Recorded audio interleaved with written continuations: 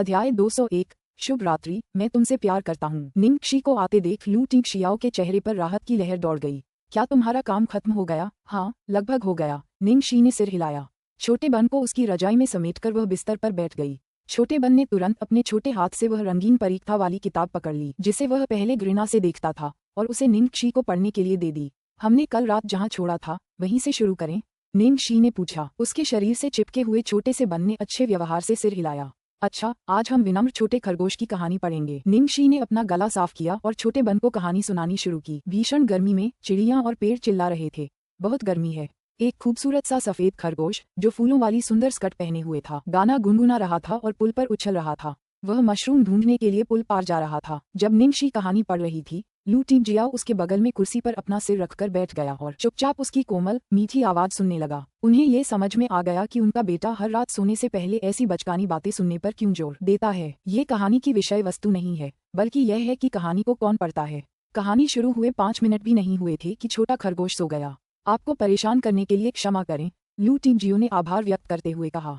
कोई परेशानी नहीं है, निंगक्षी ने कहा और उलझन में दिखकर उसने आगे कहा। लू टिंगजियाओ, क्या तुम्हें पता है कि मैं बच्चों से नफरत करती थी? घृणा? निंगक्षी ने सिर हिलाया, लेकिन असली वजह नहीं बताई। खैर, मुझे लगता था कि बच्चे बहुत परेशान करते हैं। मैं उन्हें देखकर हर बार छिप जाना चाहती थी, लेकिन मुझे कभी अंदाजा नहीं था कि मुझे वो छोटा सा बन सचमुच पसंद आ जाएगा। मुझे ठीक से याद नहीं कि मेरे अंदर ये भावना कब पैदा हुई, लेकिन मैं उसके साथ सहज महसूस करती हूँ, जैसे हमारा कोई खास रिश्ता हो, या शायद ये किस्मत की बात है। लू टिंगशियाओ ने उसकी आंखों में गहराई से देखा। इस दुनिया में कुछ भी असंभव नहीं है, बस कुछ परिस्थितियां हैं जिनसे आप अभी तक नहीं मिले हैं। मैं वापस सोना चाहती हूँ बॉस, आपको भी आराम करना है?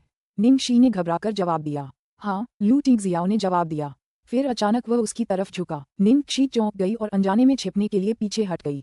लू टिंगजियाओ ने ये देखा, जल्दी से उसके चेहरे के पास से हटकर झुककर उसके पीछे छोटे से बन को चूमा और फुसफुसाया, शुभ रात्रि। देर रात निंगक्षी आधी नींद में थी। उसने सपना देखा कि लू टिंगजियो उसके पास बैठा है, उसके होंठों पर चुंबन कर रहा है और कह रहा है, शुभ रात्रि, मैं तुमसे प्यार करता हूँ। खैर, जाहिर है यह एक सपना था, सपना ही होना था, लेकिन यह इतना वास्तविक क्यों लगा? उसी समय पल रिवर अपार्टमेंट्स में रात काफी हो चुकी थी, लेकिन निंगजुएलो का अपार्टमेंट अभी भी रोशनी से भरा हुआ था और दमनकारी माहौल से भरा हुआ था। चांदली और कुई कैजिंग सोफे के कोने पर बैठे हैं, माहौल की वजह से रो भी नहीं पा रहे हैं। अब जब बात यहाँ तक पहुँच गई है तो भला कौन नाराज नहीं होगा?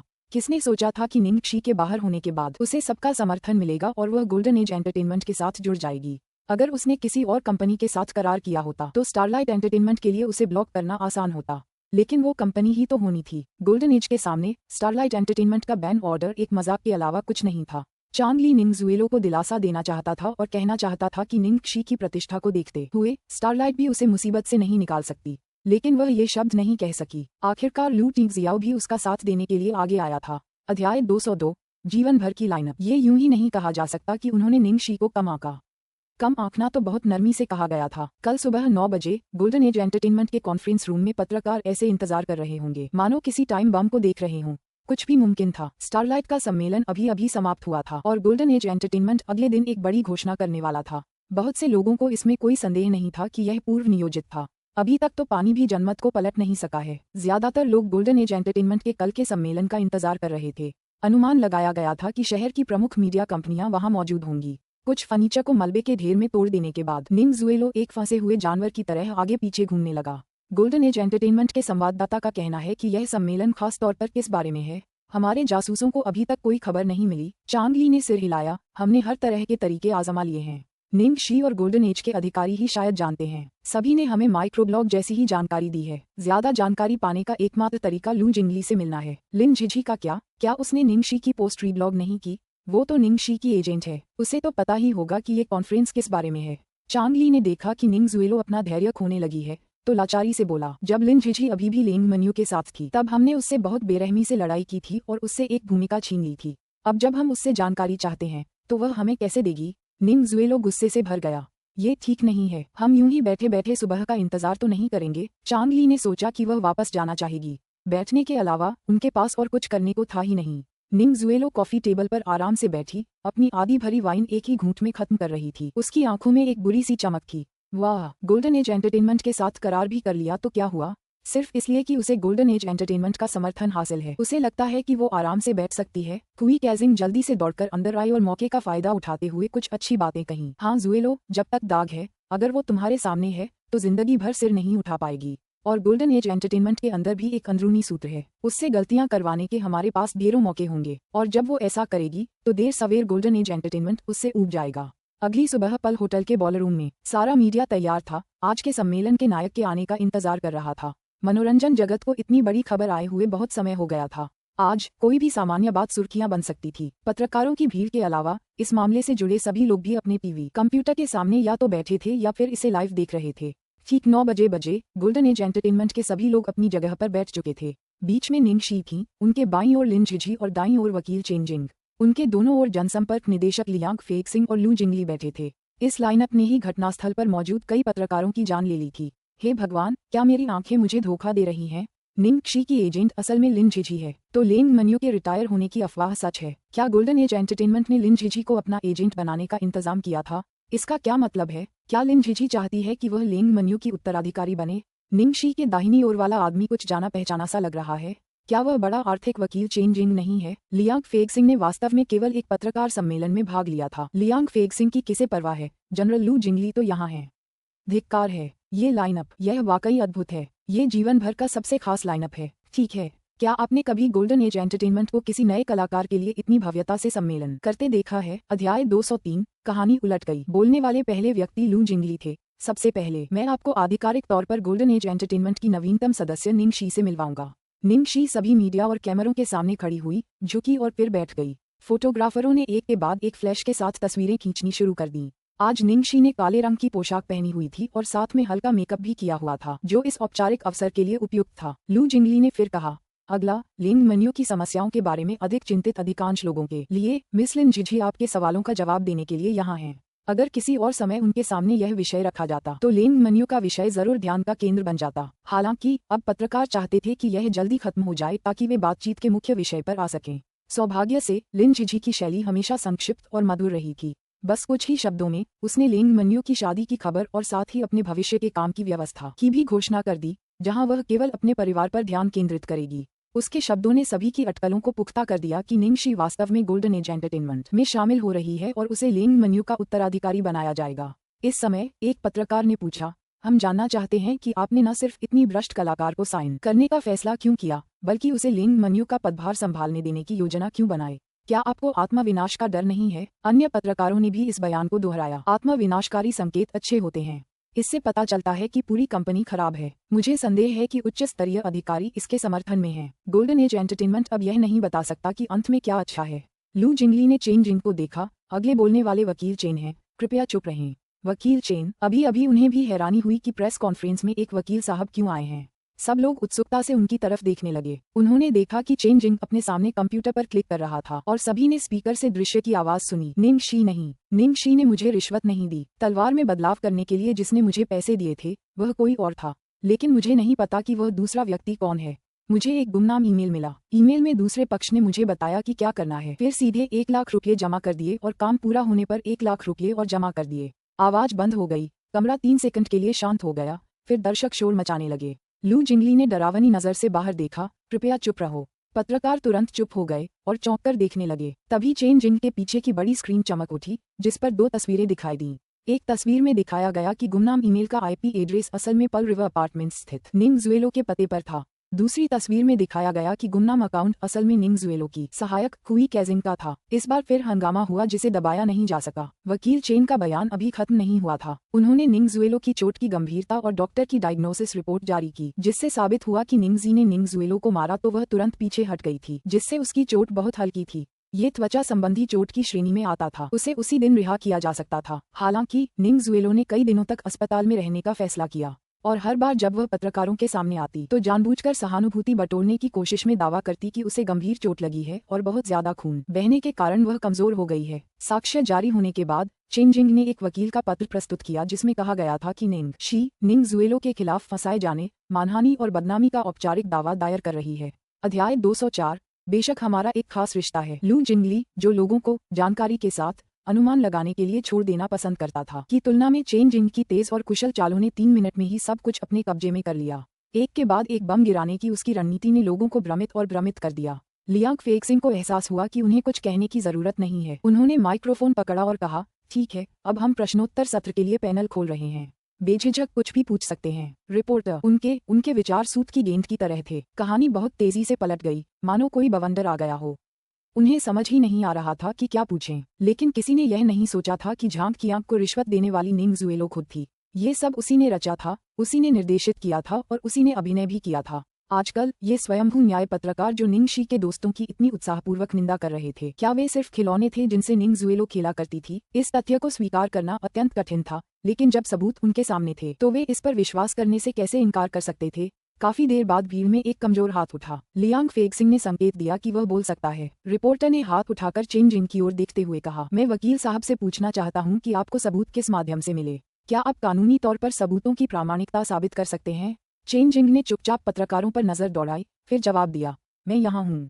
प्रामाणिकता साबित करने के लिए यही काफी है। रिपोर्टर अवाक रह गया, खंडन करने में असमर्थ। आखिरकार चेन जिंग के अधिकार और व्यावसायिकता ने उन्हें यहाँ तक पहुँचाया। फिर भी रिपोर्टर ने ऐसा अपमानजनक सवाल पूछा। इसके अलावा चेन जिंग ने आगे कहा, हमें सबूत कानूनी माध्यम से मिले हैं और पुलिस पहले ही गुप्त रूप से इसमें शामिल हो चुकी है।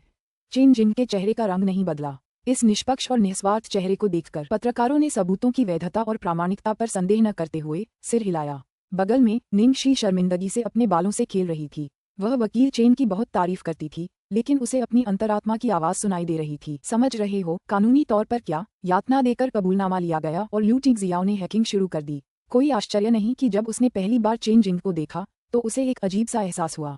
अब उसे आखिरकार समझ आ गया था कि चेन जिंग और लू टिंगजियाओ के काम करने का अंदाज बिल्कुल एक जैसा था। यकीनन एक ही पंख वाले पक्षी सचमुच एक साथ रहते हैं। रिपोर्टर सदमे से उबरने लगे और सवालों की बौछार करने लगे। रिपोर्टर, मैं जनरल मैनेजर लू से पूछना चाहता हूं कि आपने निंग कसी की मदद करने में इतना समय और ऊर्जा क्यों लगाई? क्या ये अफवाहें सच हैं? क्या निंग कसी के साथ आपका कोई निजी रिश्ता था? लू जिंगली ने उसकी ठुड्डी को छूते हुए सोचा, जरूर कोई खास रिश्ता है। निंग शी तो उसकी होने वाली भाभी है। हमने इतना समय और ऊर्जा इसलिए लगाई क्योंकि मुझे अपनी आंखों से क्षमता की पहचान करने पर विश्वास है और मुझे विश्वास है कि वह इसके लायक है। आज मैं यह वाक्य यहाँ लिख रहा हूँ। भविष्य में आपको पता चलेगा कि मैंने जो किया है वह व्यवसाय के लिए सबसे अच्छा है। बल्कि स्टारलाइट को निंग शी के जाने का दुख होगा। अध्याय 205, बॉस को ज्यादा पैसा कमाने में मदद करें। लू जिंगली के सटीक जवाब के बाद लोगों को किसी भी दोष का नामोनिशान नहीं मिला। पत्रकार लू जिंगली की बातें समझ नहीं पाए और अंततः निंग शी की ओर देखने लगे। जबकि वह आज की हीरो थी, गोल्डन एज एंटरटेनमेंट के सशक्त संरक्षण के कारण उन्हें आगे आकर बोलने की आवश्यकता ही नहीं पड़ी। रिपोर्टर, निंग शी, जहाँ तक मुझे पता है तुम्हारे और निंग जुएलो के रिश्ते बहुत अच्छे हैं। उसे ऐसा करने की क्या प्रेरणा मिली? क्या तुम दोनों के बीच कोई समस्या है? निंग शी, ये सवाल तुम उससे क्यों नहीं पूछती? रिपोर्टर, आप जिस अपार्टमेंट में रहते हैं वहाँ के कर्मचारियों ने कुछ महीने पहले बताया था कि आप वहाँ नहीं रहते। क्या आपको कोई स्पष्टीकरण देने की जरूरत नहीं है? निंग शी, नहीं, मैं कहाँ रहना चाहती हूँ यह मेरी पसंद है। रिपोर्टर, आप अभी कहाँ रह रहे हैं? क्या आप बता सकते हैं? निंग शी, दोस्तों के साथ। रिपोर्टर, तुम्हारी कंपनी में शामिल होने की खबर जियांग मुए को पता है? मैंने कलाकारों से सुना है कि तुम दोनों के बीच अच्छे रिश्ते थे। क्या ये सब उसने ही करवाया है? निंग शी, बहुत अच्छा रिश्ता है और नहीं। रिपोर्टर, यह निंग शी, ये बहुत मुश्किल था और उससे कुछ गपशप प्राप्त करना असंभव था। रिपोर्टर असहाय था, वह बहुत संवेदनशील प्रश्नों को छोड़कर दूसरा प्रश्न पूछ सकता था। गोल्डन एज में शामिल होने का यह आशीर्वाद, आपकी क्या योजना है? निंग शी, मैं काम करना चाहती हूँ, बॉस को ज्यादा पैसे कमाने में मदद करना चाहती हूँ। चूंकि उन्होंने मेरे करियर में मेरी मदद की है, इसलिए मैं लोगों को गलत साबित कर दूंगी कि उन्होंने गलत फैसला नहीं लिया। रिपोर्टर ने स्वतः ही सोचा कि वह बॉस लू जिंगली का जिक्र कर रही है। केवल लू जिंगली को पता था कि वह उसके भाई की बात कर रही थी। अरे, अगर उसके भाई ने ये सुना तो उसका दिल बैठ गया होगा। ठीक है, आज की प्रेस कॉन्फ्रेंस यहीं समाप्त होती है। अगर आपके कोई प्रश्न हो तो निजी साक्षात्कार होंगे। निंग शी से जुड़े सभी मामले भविष्य में उसकी एजेंट मिस लिन झिझी संभालेंगी। लियांग फेक्सिंग प्रेस कॉन्फ्रेंस खत्म करते हुए उठ खड़ी हुई। सभी पत्रकार तरह तरह के भावों से भरे हुए थे। कल स्टारलाइट ने पूरे 3 घंटे प्रेस कॉन्फ्रेंस की। उसमें निंग शी की हर तरह से निंदा की गई, लेकिन यहाँ गोल्डन एज एंटरटेनमेंट ने तो सिर्फ आधे घंटे की प्रेस कॉन्फ्रेंस की। इससे उनका स्तर साफ दिख गया। कौन ऊंचा था और कौन नीचा, ये बिल्कुल साफ था। जब पत्रकार अपनी बात समाप्त करके जाने वाले थे, लू जिंगली ने अचानक घोषणा की, रुकना, क्या हुआ? क्या कोई और खबर है?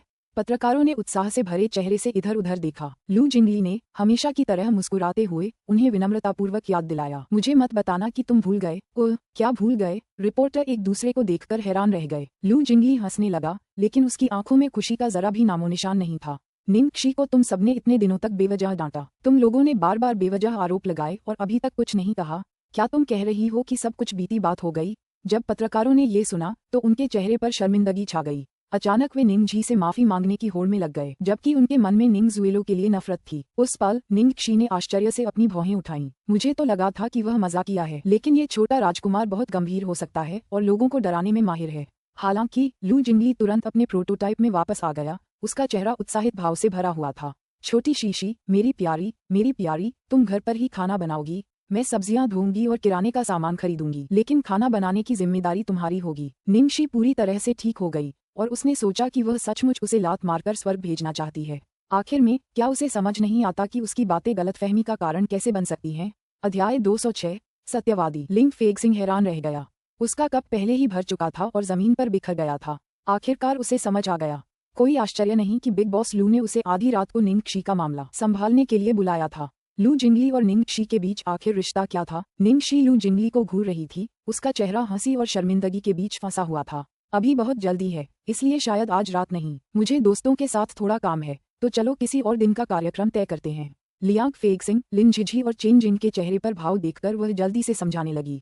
श्रीमान लियांग, सिस्टर लिन, वकील चेन, मुझे समझाने दीजिए। मैंने एक बार कहा था कि मेरा खाना बहुत स्वादिष्ट है और वह मुझसे बार बार कह रहा है कि मैं लंच पर जाने के बजाय उसे खाना खिला दूं। लेकिन आज मैं सचमुच सबकी आभारी हूँ। शुक्रिया। फिर उसने झुककर प्रणाम किया। निंग शी के सरल शब्दों ने अस्पष्ट स्थिति को सुलझा दिया। लिन झिझी ने सराहना में सिर हिलाया। अचानक आई मुसीबत से निपटने की लड़की की क्षमता काफी अच्छी थी। आज की प्रेस कॉन्फ्रेंस में भी उसका प्रदर्शन काफी अच्छा था। वह वाकई एक अच्छी बच्ची थी। जहां तक लू जिंगली के साथ उसके रिश्ते की बात है, तो रिश्ते को गलत समझना आसान था, लेकिन ये स्पष्ट था कि दोनों के बीच का माहौल अच्छे दोस्तों जैसा था। पर्ल रिवर अपार्टमेंट्स, निंग जुएलो की अपार्टमेंट बिल्डिंग। सू यान ने सुबह सुबह कुछ मेडिकल सप्लीमेंट खरीदे और उससे मिलने आए। कुछ देर बाद दोनों गले मिलते लगते थक गए। सू यान ने अपनी घड़ी देखी, फिर टीवी चालू कर दिया। स्क्रीन पर गोल्डन एज एंटरटेनमेंट की प्रेस कॉन्फ्रेंस अभी शुरू ही हुई थी। लू जिंगली निंग शी को अपनी नई सदस्य के रूप में पेश कर रही थी। निंग जुएलो ने बिना सोए रात बिताई। उसके चेहरे पर पाउडर की कुछ परतें लग गईं, जिससे उसके काले घेरे मुश्किल से ही ढंके। वह इसे लाइव देखने के लिए सुबह जल्दी उठ गई, लेकिन उसने सोचा भी नहीं था कि सू यान आएगी। वह देखना चाहती थी कि अंत में क्या होगा, लेकिन वह जानती थी कि वह इसे सू यान के साथ नहीं देख सकती थी। निंग जुएलो बिगड़ैल अंदाज में सू यान की बाहों में गिर पड़ी। यान भाई, मेरे होते हुए टीवी देखने में क्या हर्ज है? कुछ और नहीं करोगे? सू यान ने उसका हाथ थपथपाया। उसकी आंखें अभी भी टीवी स्क्रीन पर केंद्रित थीं। जुएलो, परेशानी मत खड़ी करो। यान भाई, आप निंग शी के सम्मेलन को लेकर इतने चिंतित हैं? निंग जुएलो ने दुखी होकर पूछा। क्या तुम्हें इसकी परवाह नहीं? तुम नहीं जानना चाहते कि सम्मेलन के अंत में वे क्या कहेंगे? आए, जुएलो का गला रूंधने लगा। जाहिर है मुझे भी कॉन्फ्रेंस की परवाह है, लेकिन मुझे तुम्हारा उसके शरीर को इतना घूरना पसंद नहीं। बचकानी हरकतें मत करो, थोड़ी देर चुप रहो। सू यान ने दृढ़ता से जवाब दिया। निंग जुएलो ने अपने दांत पीस लिए और वह केवल बेचैनी के साथ लाइव कॉन्फ्रेंस को देख पा रही थी। इसी समय लिन झिझी ने घोषणा की कि लिंग मन्यू शादी करने के लिए रिटायर हो रहे हैं। तभी पत्रकारों ने पूछा कि गोल्डन एज ने निंग शी को क्यों साइन किया। निंग जुएलो का दिल बैठ गया। मैंने सोचा कि मुसीबत मोल लेना ही बेहतर होगा, लेकिन ये गोल्डन एज एंटरटेनमेंट था। यहाँ तक कि रिपोर्टर भी ज्यादा परेशानी खड़ी करने की हिम्मत नहीं करते थे। शिकायतों को शायद नजरअंदाज कर दिया जाता था। निंग जुएलो ने सू यान की प्रतिक्रिया को ध्यान से देखा, लेकिन पाया कि सू यान की नजर शुरू से आखिर तक निंग शी पर ही थी। भले ही बोले जा रहे वाक्य का निंग शी से कोई लेना देना न हो, वह संकट की भावना महसूस करने से खुद को नहीं रोक सकी।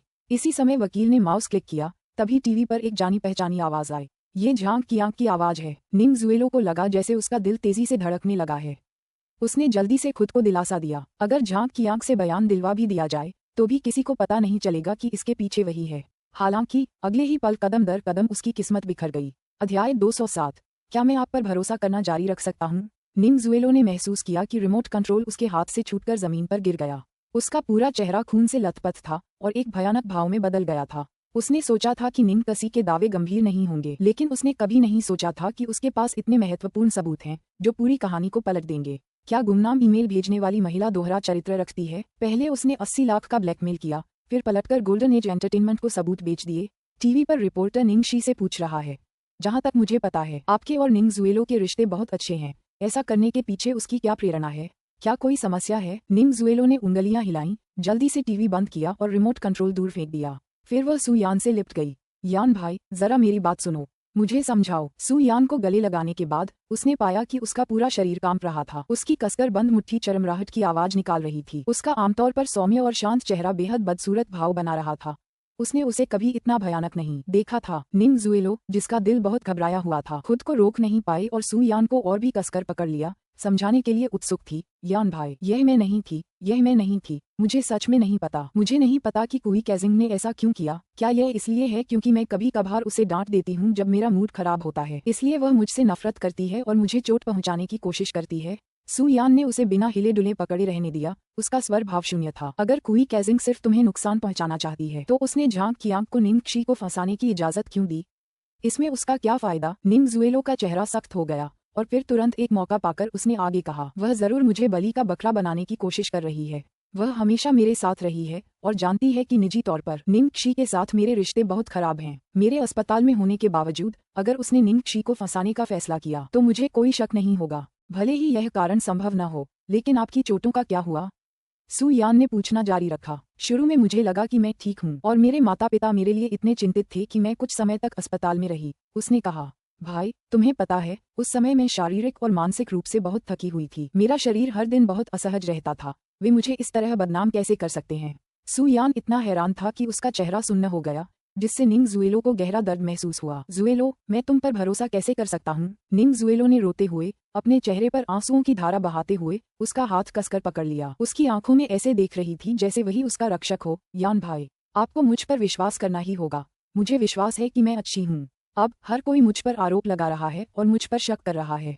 अगर आप मुझ पर विश्वास नहीं करते तो मुझे नहीं पता कि मुझे डटे रहने का साहस कहाँ से मिलेगा। दूसरे मुझे नहीं समझते और मुझसे सवाल करेंगे, मुझे परवाह नहीं। लेकिन क्या आप मुझे नहीं जानते?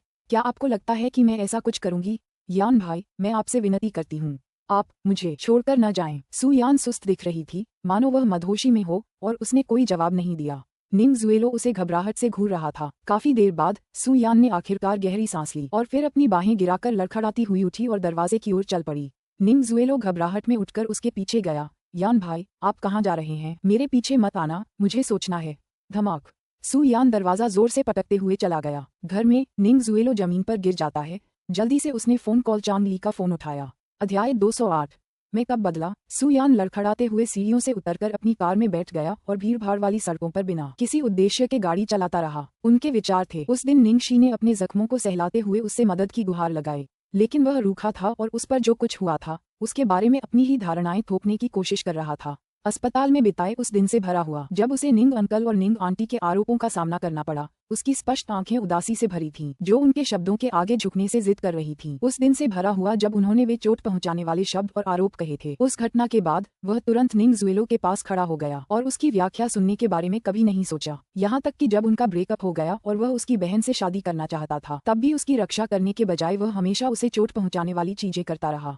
निंग ज़ुएलो के पास उसके माता पिता का प्यार, एक सहायक एजेंसी और प्रशंसक हैं, लेकिन दुनिया भर में उसके साथ अन्याय हुआ है। उसे दुर्व्यवहार का सामना करना पड़ा है तथा दूसरों की शिकायतों और आरोपों को सहना पड़ा है। अंततः वह व्यक्ति जो वास्तव में उसके बारे में चिंतित है और सिर्फ पाखंडी न्याय का दावा नहीं कर रहा है, वह पुनर्तः अजनबी है। कांच की खिड़की से उन्होंने शॉपिंग सेंटर के बाहर लगी LED स्क्रीन देखी। निंग शी के चेहरे पर गंभीरता थी। उसने रिपोर्टर के सवाल का एक शब्द में जवाब दिया, मैं कड़ी मेहनत करना चाहती हूँ और अपने करियर में मदद के बदले बॉस को ज्यादा पैसे कमाने में मदद करना चाहती हूँ, ये साबित करने के लिए कि उसने कोई गलत फैसला नहीं लिया है। वह जानता था कि यह कोई औपचारिक जवाब नहीं, बल्कि उसके दिल से निकला जवाब है। वह बहुत गुस्सैल स्वभाव की है, लेकिन जब तक लोग उसके साथ अच्छा व्यवहार करते हैं, वह उनका बदला चुकाने की पूरी कोशिश करती है। उसका दिल इतनी तेजी से धड़क रहा था कि वह मुश्किल से सांस ले पा रहा था। वह हमेशा यही सोचता था कि वह बदल गई है, जबकि वास्तव में जो व्यक्ति बदला है वह है। उसका मन वार्ड की खिड़की से उस दिन की यादों में भटकता रहा, जब वह उसे आंगन में अकेली देख रही थी, उस पतली निराशाजनक पीठ के बारे में सोचते हुए। उसका दिल ऐसा महसूस हुआ जैसे किसी ने चाकू घोंप दिया हो। रात में वीवी बार में, यह एक बहुत छोटा बार है, एकांत जगह पर, लेकिन काफी स्टाइलिश है। मनोरंजन के क्षेत्र में ये काफी जाना माना है, और चूंकि यहाँ की निजता बहुत अच्छी है, इसलिए बहुत से लोग यहाँ आराम करने आते हैं। निंग शी एक बूथ में बैठी थी जब जियांग मुए आया। वह सोफे पर पालथी मारकर बैठी थी और कॉफी टेबल पर कई खाली बोतलें रखी थीं। निंग शी ने अपना मुखौटा और धूप का चश्मा उतार दिया। अरे अरे, तुमने मेरा इंतजार नहीं किया और खुद ही पीना शुरू कर दिया। जियांग मुए चिल्लाया, क्या तुमने पीना बंद नहीं किया? मैं भी नहीं चाहता कि तुम पियो, निंग शी ने कंधे उचकाते हुए कहा। अच्छा, जब मैंने ऐसा किया तो तुमने पीना शुरू कर दिया। क्या तुम मेरे लिए जूस लाओगे, गधे? जाओ बार से अपना जूस ले आओ, जियांग मुए ने उसे घूरते हुए कहा। निंग शी ने वेटर को बुलाने के लिए घंटी बजाई। एक सुंदर सा छोटा भाई अंदर आया और मुस्कुराते हुए पूछा, मिस, आप क्या लेंगी? निंगशी ने एक बड़ा नोट निकाला और उसे अपनी जेब में रख लिया। छोटे भाई, बड़ी बहन को 2 बोतल जूस खरीदने में मदद करो। वेटर एक क्षण के लिए ठिठक गया, उसके गाल लाल हो गए, फिर वह हंसा। मैं आपकी सेवा में हूँ। बगल में जियांग मुये इतनी गौर से देख रहा है कि उसकी आंखें लगभग बाहर निकल आई हैं। निंगशी, तुम्हें रुकना होगा। क्या तुम नहीं देख रही हो कि वह तुम्हें कैसे देख रहा है क्योंकि तुमने उसे छेड़ा था? निंगशी ने लापरवाही से अपनी टांगें फैलाईं और उसे लात मारी। अपने काम से काम रख। मैंने तो बस उसे चिढ़ाया था, कुछ नहीं। तेरा गंदा दिमाग सिर्फ गंदा ही देखता है। यांग मुये अपनी पैंट थपथपाता है, थोड़ी सी धूल उतरती है। दूसरों ने जो किया उसके बारे में मुझसे बात मत करो। बात ये नहीं है, क्या ये सब पहले तुमने ही शुरू नहीं किया था? निंग ने जवाब दिया, फिर सोफे पर पीछे झुककर आह भरी। दिन भर के लंबे समय के बाद अब थकान छिपाना नामुमकिन है और यह उसके चेहरे पर साफ दिख रहा था। अध्याय 209 तथाकथित यौन एहसान। जियांग मुये ने उसे पहले भी इस हालत में देखा था और अजीब तरीके से पूछा, आज तुम इतनी थकी हुई क्यों हो? क्या प्रेस कॉन्फ्रेंस ठीक से नहीं हुई? सब कुछ किसी खास व्यक्ति द्वारा पूरी तरह से व्यवस्थित किया गया था। ये सब तुम्हारी गलती है। मैं मानसिक रूप से थक गई हूँ। निंगशी नाराज हो गई और जल्दी से लुढ़क गई और उसे जलती हुई निगाहों से देखने लगी। एक बात पूछूं, उस दिन लू टिंगजियाओ ने सच में मुझे किस किया था? जियांग मुये ने एक ड्रिंक पी ली। अगर मैंने झूठ बोला तो मैं अपने सारे उपकरण जला दूंगा और फिर कभी पीसी गेम नहीं खेलूंगा। निंगशी ने सिर हिलाया। ठीक है, अब मुझे तुम पर भरोसा है। उसके लिए यह एक जानलेवा कसम थी। जियांग मुये ने चीखने से बचने की कोशिश की। अरे बताओ, मैंने तुम्हें कितनी बार याद दिलाया, तुमने कभी सुना ही नहीं। तुम बेवकूफ़ी से मर क्यों नहीं गए? हम एक दूसरे को कब से जानते हैं और तुम लू टिंगजियाओ को कब से जानती हो? तुम मुझ पर भरोसा क्यों नहीं करती? जियांग मुये के उदास चेहरे को देखकर निंगशी ने आह भरी। दरअसल जब मैं पहली बार लू टिंगजियाओ से मिली थी तब उसने यही कहा था। क्या कहा? जियांग मुये घबरा गया। निंगशी ने अपनी हथेलियों से इशारा किया, कहा था कि वह मुझसे शादी करेगा। उफ, खांसी, तुमने क्या कहा? जियांग मुये का गला लगभग घुट गया और वह बुरी तरह खांसने लगा। निंगशी ने उसकी पीठ थपथपाई। मैं तो तुमसे भी ज्यादा हैरान थी। तो फिर? जियांग मुये ने जल्दी से पूछा। फिर मैंने पूछा क्यों? ये तो पूरी तरह अवैज्ञानिक था। उसने क्या कहा? उसने कहा कि मैंने लिटिल ट्रेजर को बचाया है और वह खुद को मुझे देकर इसका बदला चुकाना चाहता है। क्या बकवास है। फिर तुमने क्या कहा? मैंने कहा कि मैंने लिटिल ट्रेजर को बचाया और फिर लिटिल ट्रेजर ने मुझे वापस बचा लिया। तो चलो इसे बराबर कहते हैं, मुझे कुछ भी चुकाने की जरूरत नहीं है। और फिर मैं भाग गया। जियांग मुये जल्दी से उठ खड़ा हुआ और पागलों की तरह कमरे में गोल गोल घूमने लगा। मैं तुम्हारा गला घोंटना चाहता हूँ। लू टिंगजियाओ शुरू से ही तुम्हारा फायदा उठाना चाहता था और उसने साफ साफ कह भी दिया था। तो फिर तुमने दूरी क्यों नहीं बनाई? निंगशी ने अपनी भौहें उठाईं। अरे, लिटिल ट्रेजर के मासूम चेहरे के सामने कोई किसी भी बात को कैसे ठुकरा सकता है? और हाँ, मुझे हमेशा लगता था कि लू टिंगजियाओ ने सिर्फ लिटिल ट्रेजर की खातिर ही मुझसे शादी करने की बात कही थी। मैंने बाद में उसे ठुकरा दिया और उसने मुझ पर कोई जोर नहीं डाला। तो मैं और क्या कर सकती थी? लिटिल ट्रेजर के लिए ऐसा क्यों होगा? ये तो बहुत बनावटी है। और तुम तो बिल्कुल सुअर हो। जियांग मुये ने आखिरकार गोल गोल घूमना बंद कर दिया, उसकी तरफ देखा और कहा, मैं इसे ऐसे कहूंगी। आमतौर पर इस तरह की हीरो सेव्स ब्यूटी वाली स्थिति में अगर ब्यूटी को हीरो में कोई दिलचस्पी नहीं होती तो वह कहती, मेरी मदद करने के लिए शुक्रिया, मैं तुम्हारा बदला चुकाने के लिए गाय या घोड़े की तरह तुम्हारे लिए काम करूंगी। तो सवाल ये है कि अगर ब्यूटी को हीरो में दिलचस्पी हो तो वह क्या कहेगी? निंगजियाओशी, कृपया जवाब दो। निंगशी ने अपना जबड़ा छुआ। क्या वह सुंदरी कहेगी, मैं तुम्हारा बदला खुद से चुकाऊंगी? तो अब तुम्हें खुद से चुकाना का मतलब समझ आ गया है। इसका मतलब है मुझे तुम बहुत पसंद हो। मैं उत्सुक और इच्छुक हूँ। जियांग मुये ने अधीरता से उसके कान के पास चिल्लाया। निंगशी ने अपने कान उठाए जो उसकी तेज चीख से सुन्न हो गए थे। बात तो ठीक लगती है, जियांग मुये ने कहा, ये बिल्कुल सच है। निंगशी खड़ी हुई और अपने नितंबों से धूल झाड़कर जियांग मुये का कंधा पकड़ा, उसे शांत किया, उसे सोफे पर बैठाया और धीरे से कहा, ठीक है, चूंकि तुमने मुझसे पूछा है तो मुझे भी तुमसे कुछ पूछने दो। जियांग मुये ने उसे सावधानी से देखा। तुम क्या पूछना चाहती हो? मैं आपसे पूछना चाहता हूँ कि यदि आप किसी कमरे में गए और देखा कि जिस व्यक्ति को आप पसंद करते हैं उसने नशीला पदार्थ लिया हुआ है, पारदर्शी नाइट गाउन पहना हुआ है तथा गुलाब की पंखुड़ियों से ढके हुए बड़े आकार के बिस्तर पर लेटा हुआ है, तो आप क्या करेंगे? जियांग मुये ने उसे इस तरह देखकर अजीब तरह से पूछा, तुम इतनी थकी हुई कैसे हो? क्या आज की प्रेस कॉन्फ्रेंस ठीक ठाक नहीं रही? हर छोटी से छोटी बात का ध्यान रखा गया था। क्या ये तुम्हारी गलती नहीं है?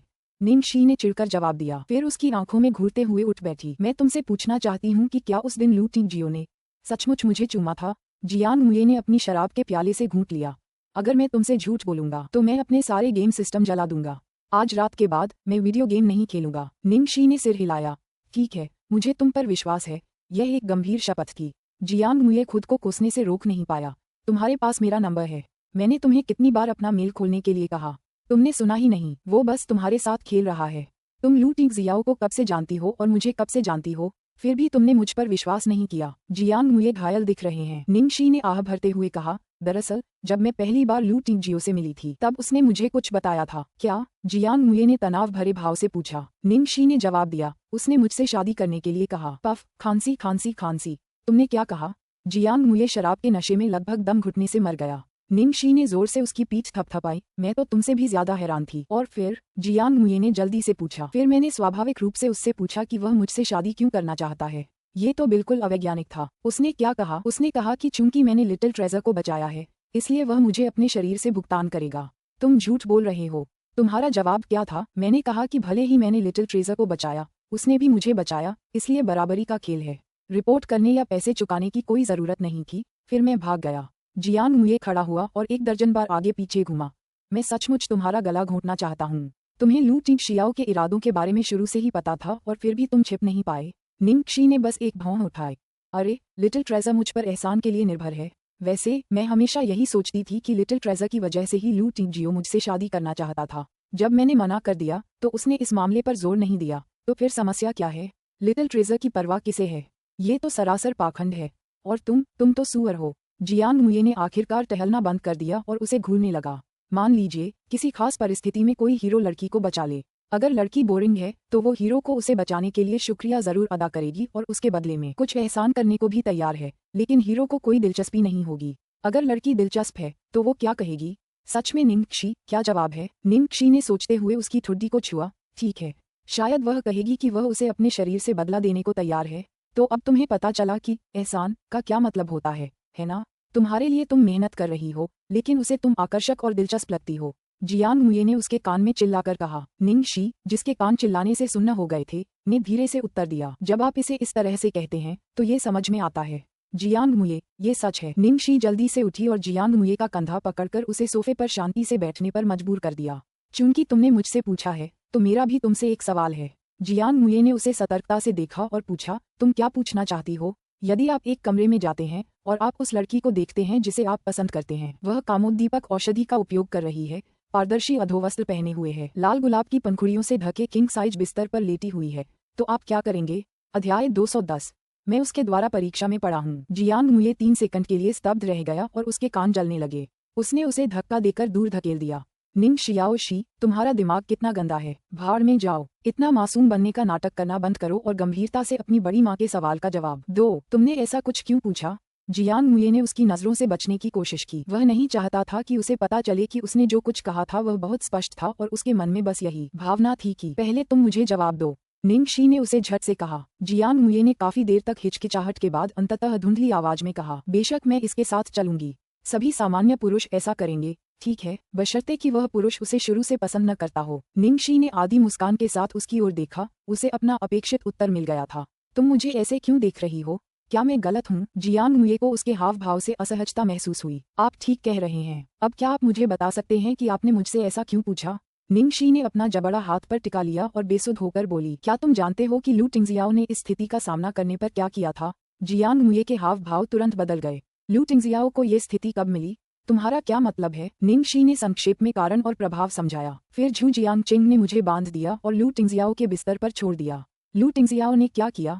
जियांग मुये की आवाज घबराहट से बदल गई। उसने कुछ नहीं किया। निंगशी ने उस रात जो हुआ उसे याद करते हुए कहा। उसने मुझे दिलासा दिया और मेरा ध्यान भटकाने के लिए मुझसे बातें की। उसने पूरी रात जरा भी हद नहीं लांघी, बस चुपचाप मेरे जीवन की सबसे मुश्किल और बेबस रात में मेरा साथ दिया। ये सुनकर जियांग मुये ने अपने होंठ जोर से काट लिए। वह कुछ भी नहीं बोल सका। निंगशी उसे घूरती रही। तुम्हें क्या लगता है लू टिंगजियाओ ने कुछ क्यों नहीं किया? क्या वो कोई आम आदमी नहीं है? क्या वो मुझे पसंद नहीं करता? जियांग मुये ने अपनी मुठ्ठियां कस लीं। वह तुम्हें जरूर पसंद करता है। लू टिंगजियाओ ने जिस तरह से इसे संभाला उसका मतलब यह नहीं था कि वह असली आदमी नहीं था। इसके विपरीत ये साबित हुआ कि वह पुरुषों के बीच एक आदमी था। अगर यह वह खुद होता तो वह वादा नहीं कर सकता था कि वह भी ऐसा करने में सक्षम होगा। निंगशी ने सिर हिलाया। पहले तो मुझे यकीन नहीं था और न ही मैंने पुष्टि करने की हिम्मत की, लेकिन अब मुझे यकीन है कि वह भी मुझे पसंद करता है। तो एक तीसरी संभावना भी है। जियांग मुये का ध्यान तुरंत उसकी ओर गया। यह क्या है? ऐसा नहीं है कि मैं बेवकूफ थी, बल्कि वह एक अलग ही स्तर पर है। मुझे उस पर क्रश होने पर कोई आश्चर्य नहीं है, नहीं मुझे इस बात का कोई अफसोस है। उसके बोलने के बाद उसकी धुंधली आंखों में समझौते के संकेत दिखाई दिए। जियांग मुये की आवाज कांप उठी और वह मुश्किल से पूरा वाक्य पूरा कर पाया। तुम्हें उस पर क्रश है? निंगशी मुस्कुराई। हालांकि मैं इसे स्वीकार नहीं करना चाहती और इतने लंबे समय से इससे बचती रही हूँ, पर यह सच है। जियांग मुये ने कॉफी टेबल पर जोर से मुक्का मारा और उसकी लाल आंखें ईर्ष्या से फट गईं। निंगशी, तुम उसके बारे में कितना जानती हो? कितना? तुम सिर्फ ऊपरी तौर पर देखती हो। तुम्हें लगता है कि लू टिंगजियाओ दिखने में जितना भला है उतना ही भला है। क्या तुम्हें पता है कि जिया किंगकिंग जंगल में मर गई थी? क्या तुम्हें पता है चू शियांगचेन का क्या हुआ था? क्या तुम्हें पता है कि उसने तुम्हारे किसिंग सीन को रोकने के लिए कृत्रिम बारिश कराने के लिए एविएशन एयरक्राफ्ट का इस्तेमाल किया था? और मेरे घर वाली घटना के पीछे भी वही है। निंगशी एक लंबी खामोशी में डूब गई, फिर धीमी आवाज में बोली, लेकिन जियांग मुए, उसने मुझे कभी कोई ठेस नहीं पहुंचाई। अगर मैं इन सब बातों की वजह से उससे डरती हूँ, उससे दूरी बनाए रखती हूँ और उससे नाराज रहती हूँ, तो यह उसके साथ अन्याय है। तुम मुझे ऐसे समझ सकते हो जैसे मुझे सही गलत का फर्क नहीं पता या मैं जिंदगी मौत के मामलों में नासमझ हूँ। लेकिन मैं सिर्फ इतना जानती हूँ कि वह मेरे साथ अच्छा व्यवहार करता है। बहुत अच्छा। किसी ने भी मेरे साथ उसके जैसा अच्छा व्यवहार नहीं किया। अध्याय 211। क्या आप उसके साथ रहेंगे? जियांग मुये उदास दिखी और भारी आवाज में बोली, क्या तुम उसकी गर्लफ्रेंड बनना चाहती हो? ऐसा कैसे हो सकता है? निंगशी ने उसकी तरफ देखा। मुझे अभी भी आत्मज्ञान है। जियांग मुये ने भौहें चढ़ाईं। मेरा यह मतलब नहीं है। मेरा मतलब यह नहीं है कि तुम काफी अच्छी नहीं हो, लेकिन लू टिंगजियाओ बहुत ज्यादा हिसाबी किताब और खतरनाक है। लू परिवार का माहौल तुम्हारे लिए ठीक नहीं है। भाई, मेरी तारीफ करने के लिए शुक्रिया। मुझे साफ पता है कि मैं दिल से कैसी इंसान हूँ। निंगशी ने उसे बीच में ही टोका और उसके चेहरे पर फिर से भाव आ गए। आराम करो। किसी से प्यार करने का मतलब अपना दिमाग खोना नहीं है। मुझे पता है कि मैं क्या कर रही हूँ और आगे से मुझे क्या करना चाहिए। जब जियांग मुये ने उसकी बातें सुनी तो वह बिल्कुल भी खुश नहीं हुआ, बल्कि उसे ऐसा लगा जैसे उसकी छाती में पानी सोखने वाला स्पंज भरा हो, जिससे वह दुखी हो गया। तुम कैसी इंसान हो? तरक्की पाने के लिए तुम कड़ी मेहनत करती हो। तुम निंदक और बेरहम लगती हो, लेकिन असल में तुम हर छोटी बड़ी बात पर ध्यान देती हो और यह साफ साफ जानती हो कि किससे प्यार करना है और किससे नफरत। तुम अपने लिए सबसे उपयुक्त आदमी की हकदार हो। निंगशी एक पल के लिए ठिठक गई, फिर हैरान हो गई। सुनहरे बाल, क्या आश्चर्य है। तुम्हारे दिल में मेरी छवि इतनी शानदार है। क्या तुम्हें मुझसे प्यार नहीं हो रहा? जियांग मुये की पीठ तुरंत अकड़ गई। भाड़ में जाओ। हा हा हा। निंगशी ने अपना पेट पकड़कर एक पल के लिए हंसा, फिर उसे एक गहरी नजर से देखा। तुमने जो पहले कहा था उसे ही दोहराऊं तो? जियांग मुये, तुम मेरे बारे में क्या जानते हो? तुम मेरे बारे में कितना जानते हो? तुम सिर्फ वही देखते हो जो मैं तुम्हें दिखाने देती हूँ। क्या तुम्हें सच में लगता है कि मैं बिल्कुल वैसी ही हूँ जैसी मैं दिखाती हूँ? जिस क्षण निंगशी ने जियांग मुये को देखा, उसने लगभग यही सोचा कि उसने उसके दिल की बात जान ली है और उसने जानबूझकर ऐसा कहा है जिससे उसे याद दिलाया जा सके कि वह अपने विचार को पूरी तरह से त्याग दे। लू हवेली। लू टिंगजियाओ लिविंग रूम में सोफे पर बैठी थी। उसके हाथ में एक जर्मन किताब थी और वह उसे ध्यान से पढ़ रही थी। दूसरी ओर लू जिंगली पूरी रात घर में घूमता रहा। ऐसा लग रहा था जैसे उसके नितंब में सुई चुभो दी गई हो। भाई, जियाओ जीशी जिस आदमी से मिल रही है उसका नाम जियांग मुये है। वो लड़का। क्या तुम जानना नहीं चाहते कि वे किस बारे में बात कर रहे हैं? मुझे अंदाजा है बातचीत का विषय बहुत रोमांचक होगा और ये तुम्हारे लिए बहुत मायने रखेगा। लू टिंगजियाओ ने बिना अपना सिर उठाए एक पन्ना पलट दिया। अरे, ये सब तुम्हारी गलती है भाई। तुम बहुत पुराने ख्यालात के हो। मैंने कहा था कि मैं यहाँ बगावत करना चाहता हूँ, लेकिन तुमने मुझे रोक दिया। अब तुम सिर्फ घर पर बैठकर चिंता कर सकते हो। लू जिंगली ने शिकायत की। हालांकि वर्तमान स्थिति के अनुसार ऐसा प्रतीत होता था कि केवल वह स्वयं ही चिंता से ग्रस्त था। आखिरकार लू टिंगजियाओ, जो इतना धैर्यवान था, अब शोर बर्दाश्त नहीं कर सका। चुप रहो या वापस जाओ। नहीं, मैं नहीं जाऊंगा। वह अभी भी जियाओ जीशी के लौटने का इंतजार करना चाहता था ताकि वह जानकारी जुटा सके, वरना आज रात वह कैसे सो पाता। 11 बजने वाले हैं। वे वापस क्यों नहीं आए? लू जिंगली अपना सिर खुजा ही रहा था कि उसका फोन बज उठा। कोई अनजान नंबर था। इतनी देर रात मुझे कौन बुला रहा है? लू जिंगली ने अपना मोबाइल फोन उठाया और उसे उठाने के लिए आंगन में चला गया। 10 मिनट बाद लू जिंगली ऐसे दौड़कर आया जैसे उसे कोई उत्तेजक इंजेक्शन लगा दिया गया हो। यह वाकई बिल्कुल सही समय पर आया। भाई, सोचो मुझे क्या मिला। यह उस बॉक्स में से वायरटैप की रिकॉर्डिंग है जिसका इस्तेमाल जियाओ जिक्सी और जियांग मुये कर रहे हैं। मैंने इसे सेट नहीं किया था। इसे एक गॉसिप कंपनी के एक मासूम पपराजो ने चुपके से रिकॉर्ड कर लिया था। शुक्र है उसका बॉस समझदार है और उसने इसे मिलते ही तुरंत बंद कर दिया। फिर मुझे फोन करके माफी मांगी ताकि मेरी चापलूसी कर सके। अध्याय 212। क्या ये कोई पूर्व प्रेमी है? जब लू टिंगजियाओ ने उसकी बातें सुनी तो उसने पलक तक नहीं झपकाई और अपने पतले होंठों से ठंडे स्वर में 2 शब्द बोले, इसे नष्ट कर दो। लू जिंगली को तुरंत ऐसा लगा जैसे उस पर ठंडे पानी का कटोरा उड़ेल दिया गया हो। क्या भगवान भी तुम्हारी मदद कर रहे हैं? तुम ये बात भी नहीं सुनोगे? लू टिंगजियाओ का चेहरा ठंडा पड़ गया। क्या मुझे दोबारा कहना पड़ेगा? ये देखकर कि उसका भाई सचमुच गुस्से में है, लू जिंगली ने जल्दी से चावल चोंच मारती मुर्गी की तरह सिर हिलाया। ठीक है, ठीक है, ठीक है, मैं इसे बर्बाद कर दूंगा, बर्बाद कर दूंगा। उसे समझ नहीं आ रहा था कि अपने भाई के बारे में क्या कहे। जियाओ शीशी के सामने होने के अलावा बाकी समय वह बहुत ही सिद्धांतवादी और अड़ियल रहता था। फिर भी वह उससे अलग था। उसने हाँ तो कहा, लेकिन मन ही मन वह जानता था कि वह उसे सचमुच नष्ट नहीं करेगा। उफ, इसे गुप्त रखना ठीक था। ये किसी दिन काम आएगा। जब लू जिंगली आहें भर रही थी, एक छोटी सी आकृति अचानक हवा की तरह नीचे और बाहर की ओर दौड़ी। क्या जियो शीशी वापस आ गई है? लू जिंगली जल्दी से लिटिल ट्रेजर के पीछे गई। जब वह गेट पर पहुंचा तो उसने देखा कि यह वास्तव में निंग कसी थी, जो जियांग मुये की कार में बैठी थी। वह उनके हाव भाव में कुछ भी असामान्य नहीं देख सका, लेकिन ऐसा लग रहा था कि जियांग मुये ने बहुत ज्यादा शराब पी रखी थी, जबकि निंग शी ने बहुत कम शराब पी थी। निंग शी कार से उतरी और लिटिल ट्रेजर को उठाया, जो दौड़कर उसका स्वागत करने आया था। उसने विनम्रता और प्यार से कहा, डार्लिंग, 11 बज चुके हैं। तुम फिर इतनी देर तक क्यों जाग रही हो? क्या हम इस बात पर सहमत नहीं हुए थे कि तुम मेरा इंतजार नहीं करोगी? लिटिल ट्रेजर निंग शी की बाहों में लिपट गया, उसे कसकर अपनी बाहों में भर लिया और उसके पीछे जियांग मुये को घूरने लगा। उसका छोटा सा चेहरा सतर्कता और अस्वीकृति से भरा था। जियांग मुये ने अपने होंठ सिकोड़े। कितना अन्याय है। लू टिंगजियाओ के लिए यह एक अतुलनीय सहायता थी, एक अतुलनीय सहायता। लू जिंगली ने एक ही नजर में जियांग मुये के मन की बात जान ली और सहानुभूतिपूर्वक उसके कंधे पर थपथपाया। मेरी संवेदना है कि तुम्हारा कोई बेटा नहीं है। जियांग मुये का दिल धक से रह गया। क्या मतलब है तुम्हारा? लू जिंगली उसके कानों के पास आई और फुसफुसाई, दिखावा मत करो। तुम्हें निंग शी पसंद है ना? जियांग मुये घबरा गया, फिर सीधा मुंह बना लिया।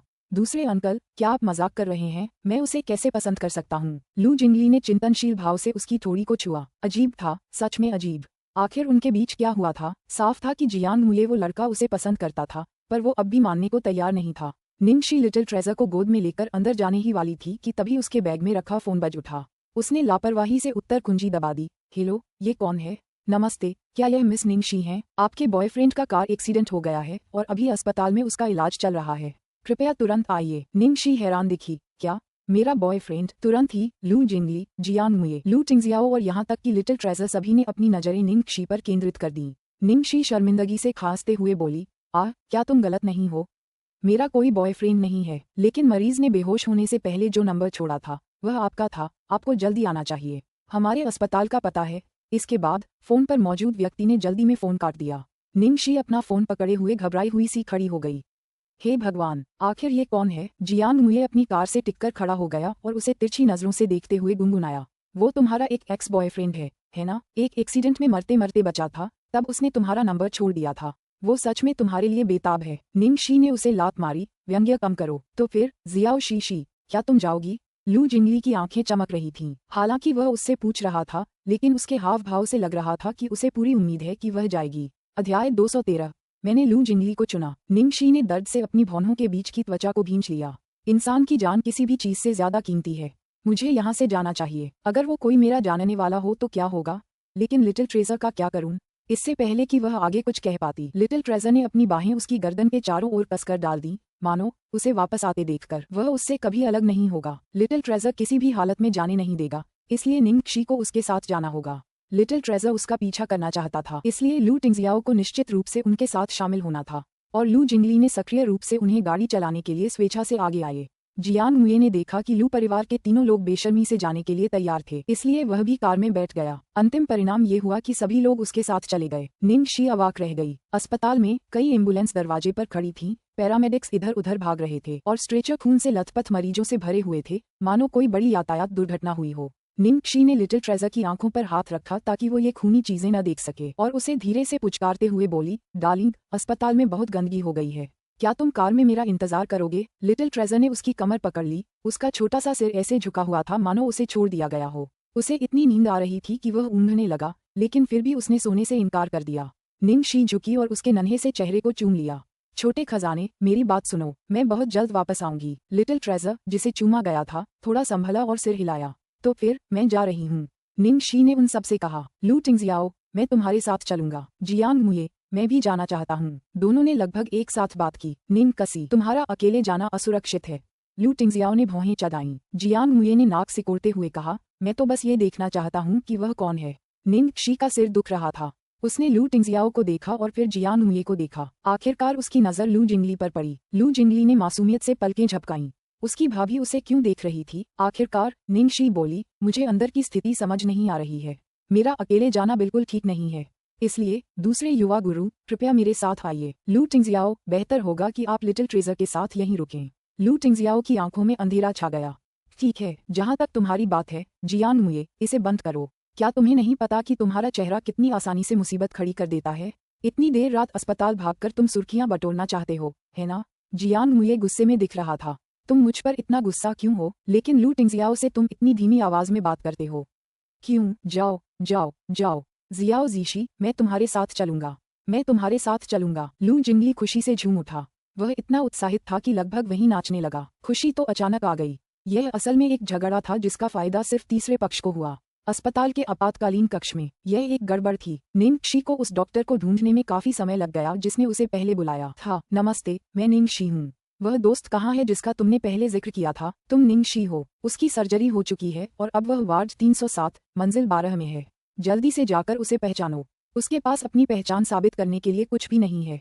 ठीक, धन्यवाद। निंग शी और लू जिंगली जल्दी से ऊपर जाने के लिए दौड़े, लेकिन लिफ्ट में इतनी भीड़ थी कि उन्हें सीढ़ियां चढ़नी पड़ी। 12 मंजिलें, कितनी दयनीय स्थिति थी। निंग शी बहुत थकी हुई थी, जबकि लू जिंगली अभी भी खुश थी, जैसे कुछ हुआ ही न हो। उसे आखिरकार समझ आ गया कि लू जिंगली ग्लोरी वर्ल्ड एंटरटेनमेंट को इतनी कुशलता से कैसे चला पा रहा था। गपशप के लिए इस आदमी का जुनून बेमिसाल था। अध्याय 214 खत्म हुआ महसूस। वे अंततः वार्ड 307 में पहुंचे। निंग शी की सांस फूल रही थी। वह झुक गई और अब और इंतजार न कर पाने के कारण लू जिंगली ने दरवाजा खोल दिया, इससे पहले कि वह सीधी हो पाती। एक पल बाद निंग शी ने अभी तक यह नहीं देखा था कि अंदर कौन है। तभी लू जिंगली का चेहरा अचानक उतर गया और उसने दरवाजा बंद कर दिया। उसने उसके कंधे पकड़े और उसे बाहर धकेलते हुए कहा, जियाओ झी, जाओ जाओ जाओ, भूल जाओ। ये जूनियर मास्टर कब से इसी का इंतजार कर रहा था, लेकिन ये तो ऐसी बात निकली। इसे मरने दो। कौन है तुम? ऐसा व्यवहार क्यों कर रहे हो? खैर, तुम्हें जाने का अफसोस तो नहीं होगा। फिर भी सु यान, निंग शी ने अनुमान लगाया। लू जिंगली ने अपना चेहरा सीधा किया। हाँ, यह वही है। अब हम जा सकते हैं। अगर वह है तो हम नहीं जा सकते। निंग शी ने लू जिंगली के हाथों को अपने कंधों से हटाया और वार्ड के अंदर चलने के लिए मुड़ी। लू जिंगली ने बेचैनी से अपने पैर पटके। जियाओ शी, तुम उसकी परवाह क्यों करती हो? तुम दोनों के बीच अभी भी सब खत्म नहीं हुआ है? निंग शी ने कोई जवाब नहीं दिया और सीधे वार्ड में चली गई। वार्ड में सु यान था, बिस्तर पर चुपचाप लेटा हुआ। उसका सिर एक पतले से घूंघट से ढका हुआ था और हाथ में एक आईवी ड्रिप थी। निंग शी हल्के से बिस्तर के किनारे पर बैठ गई और उसके बाल ठीक करने लगी। उसके चेहरे पर सौम्यता थी और उसने और भी धीरे से कहा, भाई यान। लू जिंगली, मैंने अभी क्या देखा? मैंने क्या सुना? निंग शी को अब भी ये लड़का पसंद है। खुशकिस्मती से उसका भाई उनके साथ नहीं था, वरना वो गुस्सा हो जाता। लू जिंगली सोच ही रहा था कि उसके पीछे से ठंड की एक लहर आई। उसने सिर घुमाया और देखा, उसका भाई वहीं था। भाई तुम यहाँ क्यों हो? लिटिल ट्रेजर उसकी बाहों में था और जियान मुए उसके पीछे था। वे तीनों आ गए थे। उसने कल्पना की कि लिटिल ट्रेजर अब और इंतजार नहीं कर सकता था और ऊपर आना चाहता था, इसलिए उसका भाई उसे ले आया और जियान मुए उनके पीछे चला गया। अब ये खत्म हो गया था। बिस्तर पर सु यान पीला पड़ गया और भौहें चढ़ाकर धीरे धीरे अपनी आंखें खोल रहा था। जियाओ शी, तुम्हें कैसा लग रहा है? निंग शी ने पूछा। सु यान ने अपने सामने खड़ी लड़की को हैरानी से देखा। क्या मैं सपना देख रहा हूँ? हर बार जब वह निंग शी से मिलता तो उनके बीच बहस होती और बात का अंत दुखद होता। उसे याद नहीं आ रहा था कि कब उसने आखिरी बार उससे इतने अच्छे से बात की थी। जैसे ही वह उठा, उसने उसकी आंखों में अपने लिए चिंता देखी। उसने उसे भाई यान भी कहा। निंग शी बिस्तर के पास खड़ी हो गई और अपनी सामान्य अवस्था में आ गई। अभी अभी तुम्हारा ऑपरेशन हुआ है। डॉक्टरों ने कहा है कि अब तुम ठीक हो। तुम्हें बस थोड़ा सा कंफ्यूजन बाकी है और ठीक होने के लिए तुम्हें कुछ और समय अस्पताल में रहना होगा। अगर और कुछ नहीं हो तो मुझे जाना चाहिए। जैसे ही उसने बोलना समाप्त किया, वह मुड़ी, लेकिन अचानक उसकी कलाई पकड़ ली गई। मुझे मत छोड़ो जियो शी, मत जाओ। और कुछ? मैं? सुयान ने संघर्ष किया, फिर उसे देखते हुए जैसे उसने एक ही सांस में सब कुछ उगल दिया। हालांकि मुझे पता है कि तुम्हें इसकी परवाह नहीं है, नहीं इसकी जरूरत है, फिर भी मैं तुम्हें बताना चाहता हूँ कि मुझे माफ कर दो। मैंने तुम्हें गलत समझा। जानते हो क्या, जब मुझे लगा कि मैं मरने वाला हूँ, उस पल मुझे बस यही ख्याल आया कि मुझे अभी तक तुमसे माफी मांगने का मौका ही नहीं मिला। दरवाजे के बाहर लू जिंगली ने निंग शी की कलाई देखी, जिसे सु यान ने पकड़ रखा था। वह डर के मारे कांप उठा और उसकी सांस अटक गई। फिर मुड़कर उसने अपने भाई का चेहरा देखा। जैसी की उम्मीद थी, वह असामान्य रूप से डरावना था। वह सचमुच पागल था। जियो शी क्या सोच रहा था? अध्याय 215 छोटे खजाने का विस्फोट। सु यान, तुम्हें माफी मांगने की जरूरत नहीं है। अगर तुम्हें दूसरा मौका भी मिले तो भी तुम निंग जुएलुओ पर विश्वास करना ही पसंद करोगी। सु यान ने जल्दी से समझाया, मैं नहीं करूंगी। ऐसा मत कहो कि तुम नहीं मानोगे। इस घटना को एक उदाहरण के रूप में लो। निंग जुएलुओ ने तुमसे कहा था कि वह निर्दोष है और सारा दोष कुई कैजिंग पर डाल दिया, सही? और तुमने फिर से उस पर विश्वास कर लिया, है ना? अगर मैं तुमसे कहूं कि उसने तुमसे झूठ बोला है, तो क्या तुम मुझ पर विश्वास करोगे? निंग शी ने धीरे और स्पष्ट रूप से कहा। सू यान ने अवचेतन रूप से उसकी आंखों से नजरें हटा लीं और दृढ़ता से कहा, मैं इस मामले की जांच में और अधिक प्रयास करूंगी। निंग शी मुस्कुराई और सिर हिलाया। सच्चे विश्वास के लिए जांच पड़ताल की जरूरत नहीं होती। जब तुमने उस पर विश्वास करने का फैसला किया था तब तुमने मेरी एक भी बात नहीं सुनी थी। जियो शी, मैं भाई यान, जियाओ शी। सू यान ने अचानक अपना सिर उठाया। इस बार उसने साफ सुना।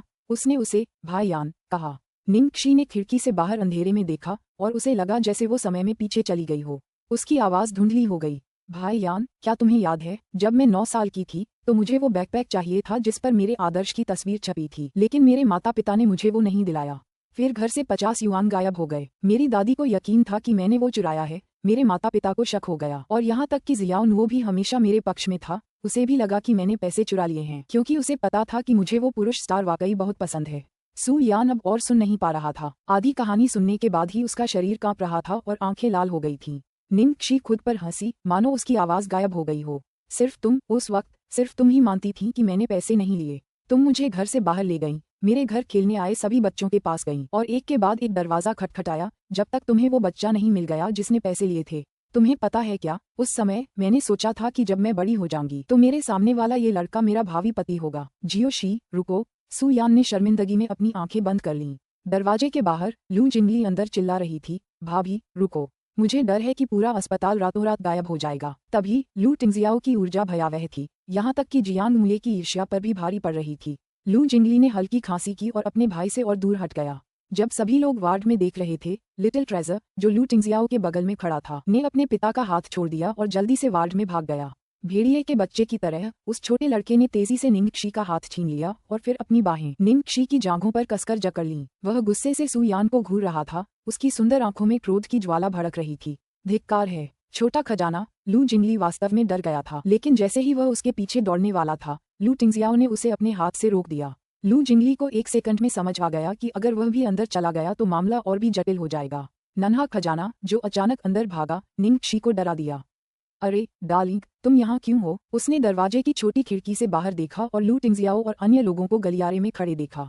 लिटिल ट्रेजर ने अपना छोटा सा सिर पीछे झुकाकर निंग शी की ओर देखा। उसकी आंखों में आंसू भर आए और वह फूट फूट कर रोने लगा। आंसू उसके गालों पर बड़ी बड़ी बूंदों के रूप में गिर रहे थे। निंग शी ने उन्हें देखा और चिंतित हो गई।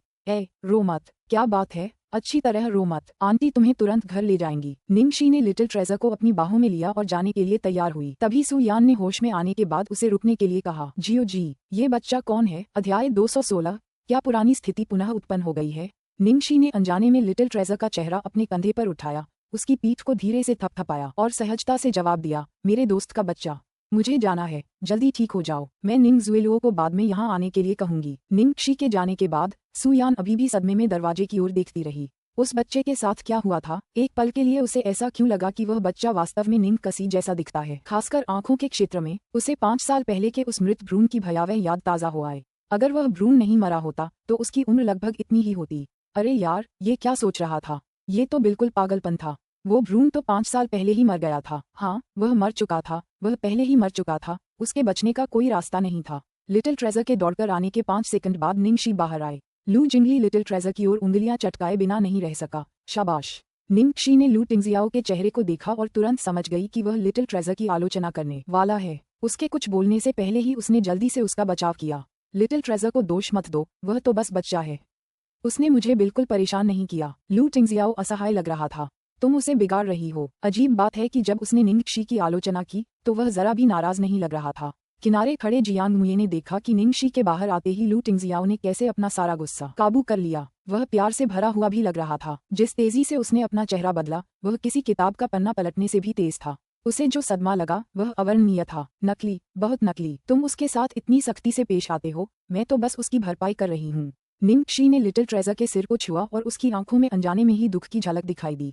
अगर उसने अभी लिटिल ट्रेजर को बिगाड़ा नहीं तो वह कभी नहीं बिगाड़ पाएगी। वह भविष्य में भी ऐसा नहीं कर पाएगी। अस्पताल से निकलकर वे कार में वापस आए और निंग शी लिटिल बन को गोद में उठाकर सुलाने की कोशिश कर रही थी। वह बहुत जल्दी बेहोश हो गया। लू जिंगली ने बहुत देर तक इसे अपने अंदर दबाए रखा था और आखिरकार अब और बर्दाश्त नहीं कर सका। उसने रिव्यू मिरर से निंग शी को देखा और जल्दी से पूछा, जियाओ शी। उसे भाई यान कहकर पुकारना और उसके साथ पुरानी यादें ताज़ा करना। आखिर क्या था? क्या उसके लिए तुम्हारा खोया हुआ प्यार फिर से जाग उठा है? पैसेंजर सीट पर जियांग मुए ने बड़बड़ाते हुए कहा, मेरी गांठ में फिर से आग लगा दी। मैं भी लगभग बेवकूफ़ ही बन गया था। वो फिर से एक छोटे से सफ़ेद फूल की तरह बर्ताव कर रही थी। इतना ही नहीं, उसने ऊपर से एक ब्यूटी ट्रैप भी लगा दिया। निंगशी ने आश्चर्य से अपना जबड़ा पकड़ लिया और भौहें ऊपर उठा लीं। मेरा गोल्डन रिट्रीवर ज़्यादा होशियार हो गया है, उसने मेरी असलियत भी पहचान ली है। निंगशी के बगल में बैठे हुए लू टिंगजियाओ अभी भी थोड़ा ठंडा लग रहा था। उसने एक ही नज़र में पता लगा लिया था कि निंगशी सू यान के साथ ईमानदार नहीं थी। उसे असल में जो बात परेशान कर रही थी वह थी सुंदरता का जाल उसने उसके अलावा किसी और पर इस्तेमाल किया। मुझे अभी भी निंग जुएलुओ को फ़ोन करना है। निंगशी अभी भी लिटिल ट्रेजर को अपनी बाहों में लिए हुए थी। वह अपना फ़ोन लेने के लिए थोड़ा आगे बढ़ी। उसे मुझे दे दो। लू टिंगजियाओ ने लिटिल ट्रेजर को उससे ले लिया। उसने नंबर डायल किया और दूसरी तरफ से निंग जुएलुओ की तीखी आवाज़ सुनाई दी। निंगशी, हे, तुम मुझे फ़ोन क्यों कर रही हो? दिखावा करने के लिए, कुतिया। मुझे सब कुछ खोते देख तुम कितनी खुश हो रही होगी, है ना? मैं कह रही हूँ, अभी इतनी खुश मत हो। तुम्हें लगता है कि भाई यान, मम्मी और पापा तुम्हारी बकवास पर यकीन कर लेंगे? तुम तो बस एक बेशर्म गंवार हो जिसने ये सब पाया है। निंगशी ने उसे अपनी गालियाँ पूरी करने दी और फिर धीरे से लेकिन दृढ़ता से बोली, मिस निंग, मैं आपको याद दिला दूं कि आप अभी स्पीकर पर हैं और सू यान मेरे ठीक बगल में है। अध्याय 217। ये और भी बुरा हो सकता था। निंग जुएलुओ। फोन पर दूसरी तरफ काफी देर तक सन्नाटा छाया रहा, फिर उसने फोन काट दिया। उन शब्दों को सुनने के बाद निंग जुएलुओ के चेहरे की कल्पना करना कठिन था, और जब उसने फोन काट दिया तो वह कितनी घबरा गई होगी। उफ़, जियाओ शी, तुम बहुत बुरी हो। तुमने शायद उस औरत को बहुत डरा दिया होगा। लू जिंगली ने प्रशंसा में कहा। तुम इसे बुरा कहते हो? तुम तो बिल्कुल नए और अनुभवहीन हो। अब मैं तुम्हें इससे भी बुरा कुछ दिखाती हूँ। निंगशी ने अपने होंठ काटे और अपने फोन का बटन दबाया। अगले ही पल निंग जुएलुओ के साथ उसकी बातचीत की रिकॉर्डिंग बजने लगी। हाँ, उसने इसे रिकॉर्ड किया था। उसने मूल रूप से सू यान के सामने निंग जुएलुओ को बुलाने की योजना बनाई थी, फिर उसे स्पीकर पर रखा ताकि सू यान उसे सीधे सुन सके। लेकिन लिटिल ट्रेजर के प्रवेश ने योजना बदल दी थी। अच्छी बात यह थी कि इससे परिणाम में कोई बदलाव नहीं आया।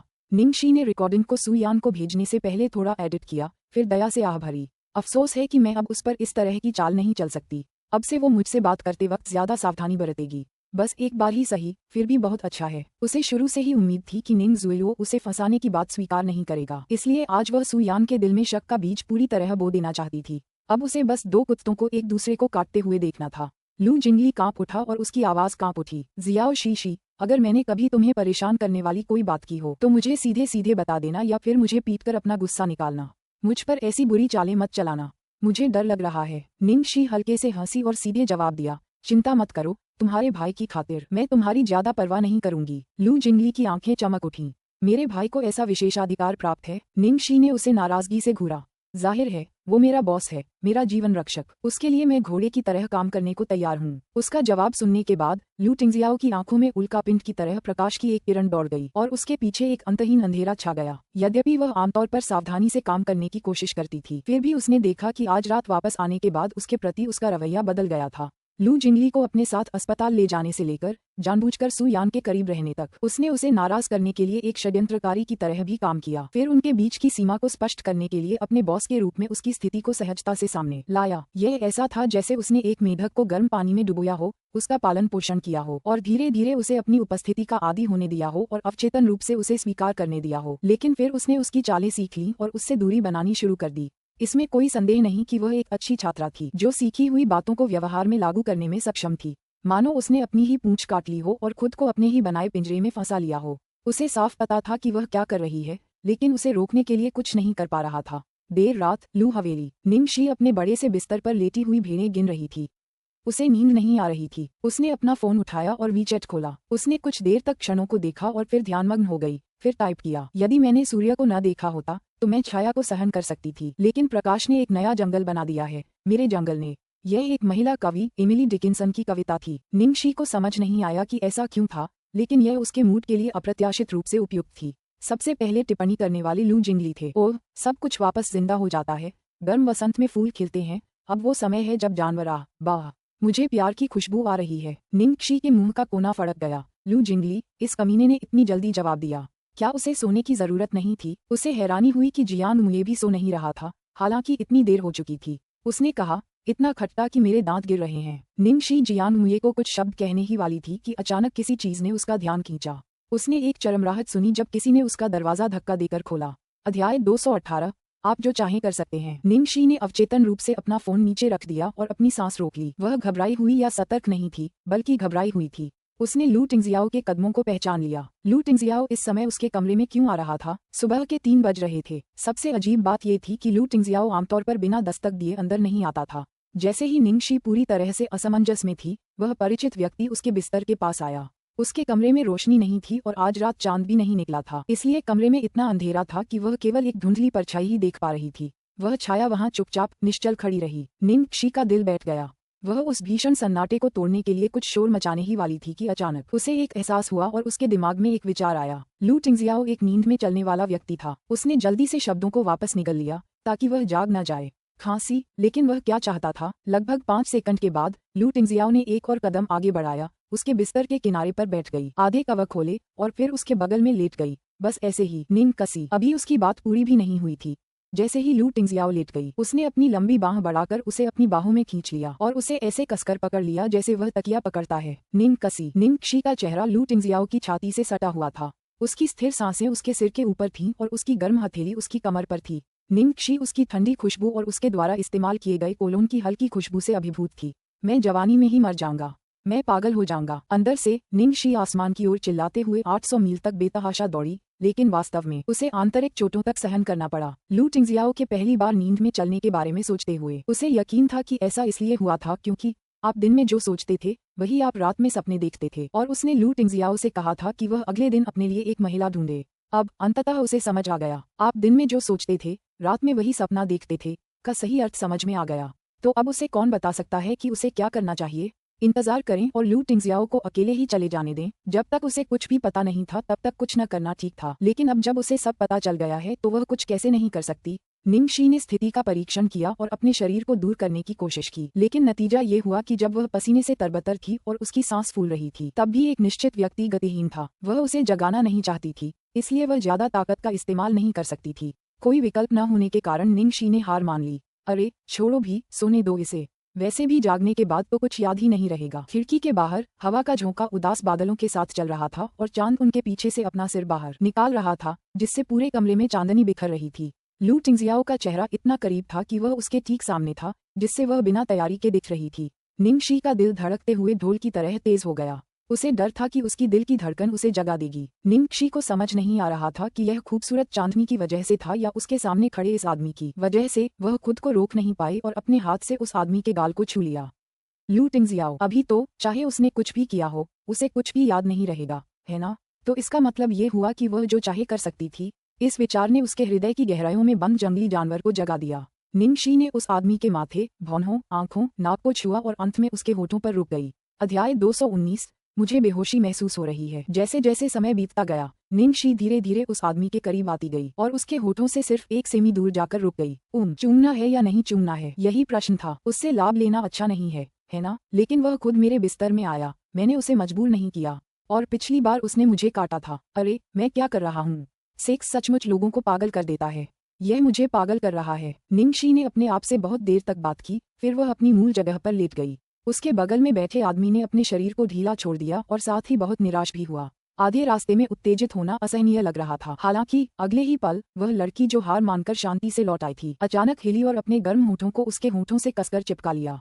अपनी जीभ की नोक से उसने उसके होठों को चाटा, परीक्षण के तौर पर कई बार काटा। फिर उसने उसका मुंह खोलने की कोशिश की। लू टिंगजियाओ लगभग अपना आपा खो बैठी। इतनी तीव्रता से चूमे जाने के बावजूद वापस चूम न पाने की भावना उसे मार रही थी। लड़की अच्छी तरह से चूम नहीं रही थी, वह बस चाट और काट रही थी, लेकिन फिर भी इससे वह बहुत उत्तेजित हो गया। चुंबन के बाद निंगशी ने अपना मुंह पोंछा और संतुष्ट होकर लेट गई और खुद से बुदबुदाने लगी। मुझे पागल होने या न होने की परवाह किसे है? ये कितना अच्छा मौका है, इसका सदुपयोग करना और खुशियां मनाना बेहतर है, ताकि मुझे जीवन में कोई पछतावा न रहे। ये सुनने के बाद लू टिंगजियाओ को समझ नहीं आया कि उसे हंसना चाहिए या गुस्सा होना चाहिए। बस कुछ चुंबन, फिर कोई पछतावा नहीं। मेरे प्रिय, तुम्हारे जीवन का लक्ष्य वास्तव में कुछ भी नहीं था। मैं तुम्हें और भी बहुत कुछ देना चाहता हूँ। निंगशी के लिए उसे चूमने के बाद सोना और भी मुश्किल हो गया, इसलिए उसने अपने फोन पर समाचार देखना शुरू कर दिया। जैसी कि उम्मीद थी, निंगजुएलो ने तुरंत कुछ बयान जारी किए, सारा दोष कुई कैजिंग पर डाल दिया और खुद को फिर से पीड़ित बना दिया। हालांकि इस बार ग्लोरी वर्ल्ड उसे ऐसा करने नहीं देगा। लियांग फेगसिंग जनमत की दिशा को नियंत्रित करने में सबसे कुशल था। लियांग फेगसिंग के प्रबंधन में निंगजुएलो के बयान का कोई असर नहीं हुआ। ज्यादातर लोगों को लगा कि वो जिम्मेदारी से बचने की कोशिश कर रही है। आखिर एक मामूली सहायक चंद आलोचनाओं का बदला लेने में इतनी मेहनत क्यों करेगा? कुछ लोगों को लगा कि निंग जुएलुओ ने जिया किंग की खातिर अपनी दोस्ती के लिए ऐसा किया, जबकि कुछ को लगा कि निंग जुएलुओ को जलन हो रही थी क्योंकि निंग शी उससे ज्यादा खूबसूरत थी। कुछ लोगों को तो ये भी लगा कि सू यान निंग शी को पसंद करती थी और इसीलिए निंग जुएलुओ उससे छुटकारा पाना चाहता था। निंग जुएलुओ की सौम्य उदार छवि गंभीर रूप से खतरे में पड़ गई। इस स्थिति के अलावा प्रशंसक मुख्य रूप से भविष्य में होने वाले घटनाक्रमों को लेकर चिंतित थे, जैसा कि निंग शी भी थी। कंपनी इस पर काम कर रही थी, बस उन्हें अभी तक इसकी पुष्टि नहीं मिली थी। वह कल लिन झिझी को फोन करके इसका पता लगाएगी। खबर देखने के बाद निंग शी ने वीबो पर लॉग इन किया और पाया कि इस घटना से उसके प्रशंसकों की संख्या में काफी इजाफा हुआ है। कई नए राहगीर प्रशंसकों ने तरह तरह की उत्साहवर्धक टिप्पणियां लिखी हैं। निंग शी ने कुछ देर सोचा और एक वेबो पोस्ट किया। अध्याय 220 लहरों के विरुद्ध जाना। दूसरों के विश्वासघात या निर्दयता की परवाह करने से बेहतर है कि हम अपनी गरिमा और सुंदरता बनाए रखें। जो हमें मार नहीं सकता वही अंततः हमें और मजबूत बना देगा। वेबो पर बहुत से लोग देर तक सोते थे और उनकी पोस्ट पर फॉरवर्ड और लाइक की संख्या तेजी से बढ़ी। पोस्ट करने के 5 मिनट से भी कम समय बाद जियांग मुये ने भी समर्थन का एक अच्छा संदेश देते हुए इसे फॉरवर्ड कर दिया। फॉरवर्ड के नीचे प्रशंसक इतने उत्साहित थे कि रो पड़े। फिल्म में दिखाया गया ये जोड़ा असल में एक ही कंपनी में आया था, तो क्या उनके बीच कुछ होने की संभावना ज्यादा नहीं थी? निंग शी को आश्चर्य हुआ जब उसके वीबो पोस्ट के नीचे की गर्म टिप्पणियों में उसकी देखभाल और समर्थन के साथ साथ उसके और जियांग मुये के बारे में गपशप के अलावा सूची के शीर्ष पर सबसे लोकप्रिय टिप्पणी अप्रत्याशित रूप से थी, देवी लू टिंगजियाओ ने पिछली बार आपके बारे में वीबो मैसेज फॉरवर्ड किया था। क्या आपने कभी ग्लोरी वर्ल्ड एंटरटेनमेंट में बिग बॉस लू को देखा है? क्या आपने कभी उनसे बात की है? वो सुंदर हैं या नहीं? सुंदर हैं या नहीं? तस्वीरों की भीख मांग रहे हैं, भाग्य की भीख मांग रहे हैं। निंग शी का सिर काली रेखाओं से ढका हुआ था। क्या मैंने कभी बिग बॉस लू को देखा है? बिल्कुल देखा है। वो मेरे बगल में लेटा है, बेवकूफ इंसान। तस्वीरें भेज रहा है। छोड़ो, एक पुरुष देवता को तो अपने तक ही सीमित रखना चाहिए। निंग शी ऑनलाइन ब्राउज करते हुए मन ही मन बुदबुदा रही थी। नतीजा, जितना ज्यादा वो देखती उतनी ही ज्यादा ऊर्जावान होती जाती। जब वह सो नहीं पा रही थी तो उसे वेबो ब्राउज नहीं करना चाहिए था। अब उसे उन्नत गणित पर एक पुस्तक की आवश्यकता थी। वह घबराई हुई थी कि तभी एक कॉल आए। कॉलर आईडी से पता चला कि वह जियांग मुये का फोन था। खुशकिस्मती से उसने अपना फोन साइलेंट कर रखा था। निंग शी ने कॉल रिसीव की और अपनी आवाज धीमी करते हुए कहा, अरे तुम्हें क्या चाहिए? मैं भी तुमसे पूछने ही वाला था कि इतनी रात हो गई, तुम अभी तक सोए क्यों नहीं? निंग शी ने आंखें घुमाई। मैं भी तुमसे यही कह सकती हूँ, तुम्हारी आवाज इतनी धीमी क्यों है? जियांग मुये ने संदेह से पूछा। क्या तुम चाहते हो कि मैं इतनी देर रात तुम पर चिल्लाऊं? कुछ तो गड़बड़ है, जियांग मुये ने शर्लक होम्स जैसे दृढ़ स्वर में कहा। तुम्हारे बगल में कोई है? ये सुनकर निंग शी ने मन ही मन कोसा, फिर दृढ़ता से कहा, मैं लिटिल बन के साथ सो रही हूँ। कैसे? तुम्हें इतना हैरान होने की क्या जरूरत है? वास्तव में निंग शी को अचानक लगा कि कमर पर रखा हाथ थोड़ा कस गया है और उसका ध्यान लगभग भंग हो गया। उसने जल्दी से कहा, नहीं तो क्या मेरे बगल में लेटा हुआ व्यक्ति लू टिंगजियाओ हो सकता है? तुम बहुत ज्यादा घबरा रही हो। जियांग मुये ने होंठ सिकोड़े। उसे भी लगा कि वो खुद कुछ ज्यादा ही सोच रहा है। मैं तो बस पूछ रहा था। वैसे, निंग शी को अचानक कुछ याद आया और वह भौचक्की रह गई। तुम्हारी पारिवारिक स्थिति कैसी है? जियांग मुये कुछ देर चुप रहा और फिर बोला, लगभग सुलझ ही गया है। कल रात जब मैं तुमसे मिला तो वह साथी जो अब तक साथ छोड़ने से इनकार कर रहा था अचानक नर्म पड़ गया। ये सचमुच एक संयोग है। मतलब, लू टिंगजियाओ ने स्पष्ट रूप से कुछ अनुमान लगाया था। तो फिर तो अच्छी बात है। निंग शी को राहत मिली। तो क्या तुम कल फ्री हो? जियांग मुये ने नाक भान सिकोड़ी। क्यों? मैं बहुत व्यस्त हूँ। ओह, तो फिर भूल जाओ। ये कहकर निंग शी फोन रखने ही वाली थी। रुको, मैं कल फ्री हो जाऊंगा। तुम्हें क्या चाहिए? जियांग मुये ने जल्दी से पूछा। निंग शी ने धीरे से कहा, कल पतझड़ आ जाएगा। मौसम बहुत अच्छा और सुहाना है। मुझे सीन शूट करने की जरूरत नहीं है। क्या तुम बाहर जाकर थोड़ी मस्ती करना चाहोगी? क्या? जियांग मुये का पहला ख्याल यही था कि उसने गलत सुना है। आखिरकार विदेश से लौटने के बाद से ही वह उसे दुर्भाग्य लाने वाला समझती रही थी और उससे बचती रही थी। तुम क्या साजिश रच रहे हो? तुम्हारे मन में इतने सवाल क्यों हैं? अगर तुम नहीं जा रहे हो तो चलो भूल जाओ। जा रहा है। अध्याय 221 आपके साथ डेट पर कौन है? रात में देर से जब लड़की की सांसें सामान्य हो गईं तो आदमी ने अंततः अपनी आंखें खोलीं जो गहरे तालाब की तरह साफ और ठंडी थीं। चांदनी रात में वह चुपचाप सो रही लड़की के शांत चेहरे को देखता रहा और धीरे से उसके होठों को चूम लिया। जब से उसने उसे पहली बार देखा था वह उसे घर में बंद करके बिस्तर तक सीमित कर देना चाहता था ताकि वह कहीं जा न सके और कोई उसकी ओर न देखे। केवल वह उसे देख सके और वह केवल उसे ही देखे। यहाँ तक कि वह स्वयं भी इस बात से आश्चर्यचकित था कि अब तक वह ये सब कैसे सहन कर पाया था। हल्के से चुंबन के बाद आदमी ने लड़की के होंठ खोले और अपनी जीभ को उसकी जीभ में जबरदस्ती फंसा दिया जब तक कि लड़की की भौहें तन नहीं गईं और वह सांस की कमी से लगभग जाग ही गई। काफी देर बाद आखिरकार वह पीछे हटा। उसने लड़की के गाल को छुआ और चुपचाप आह भरी। निंग शी, मेरी सहन शक्ति की परीक्षा मत लो। मैं यह वादा नहीं कर सकता कि मैं ज्यादा देर तक सहन कर पाऊंगा और न ही यह गारंटी दे सकता हूँ कि मैं क्या करूंगा। अगली सुबह निंग शी को ठीक से पता ही नहीं चला कि उसे कब नींद आ गई।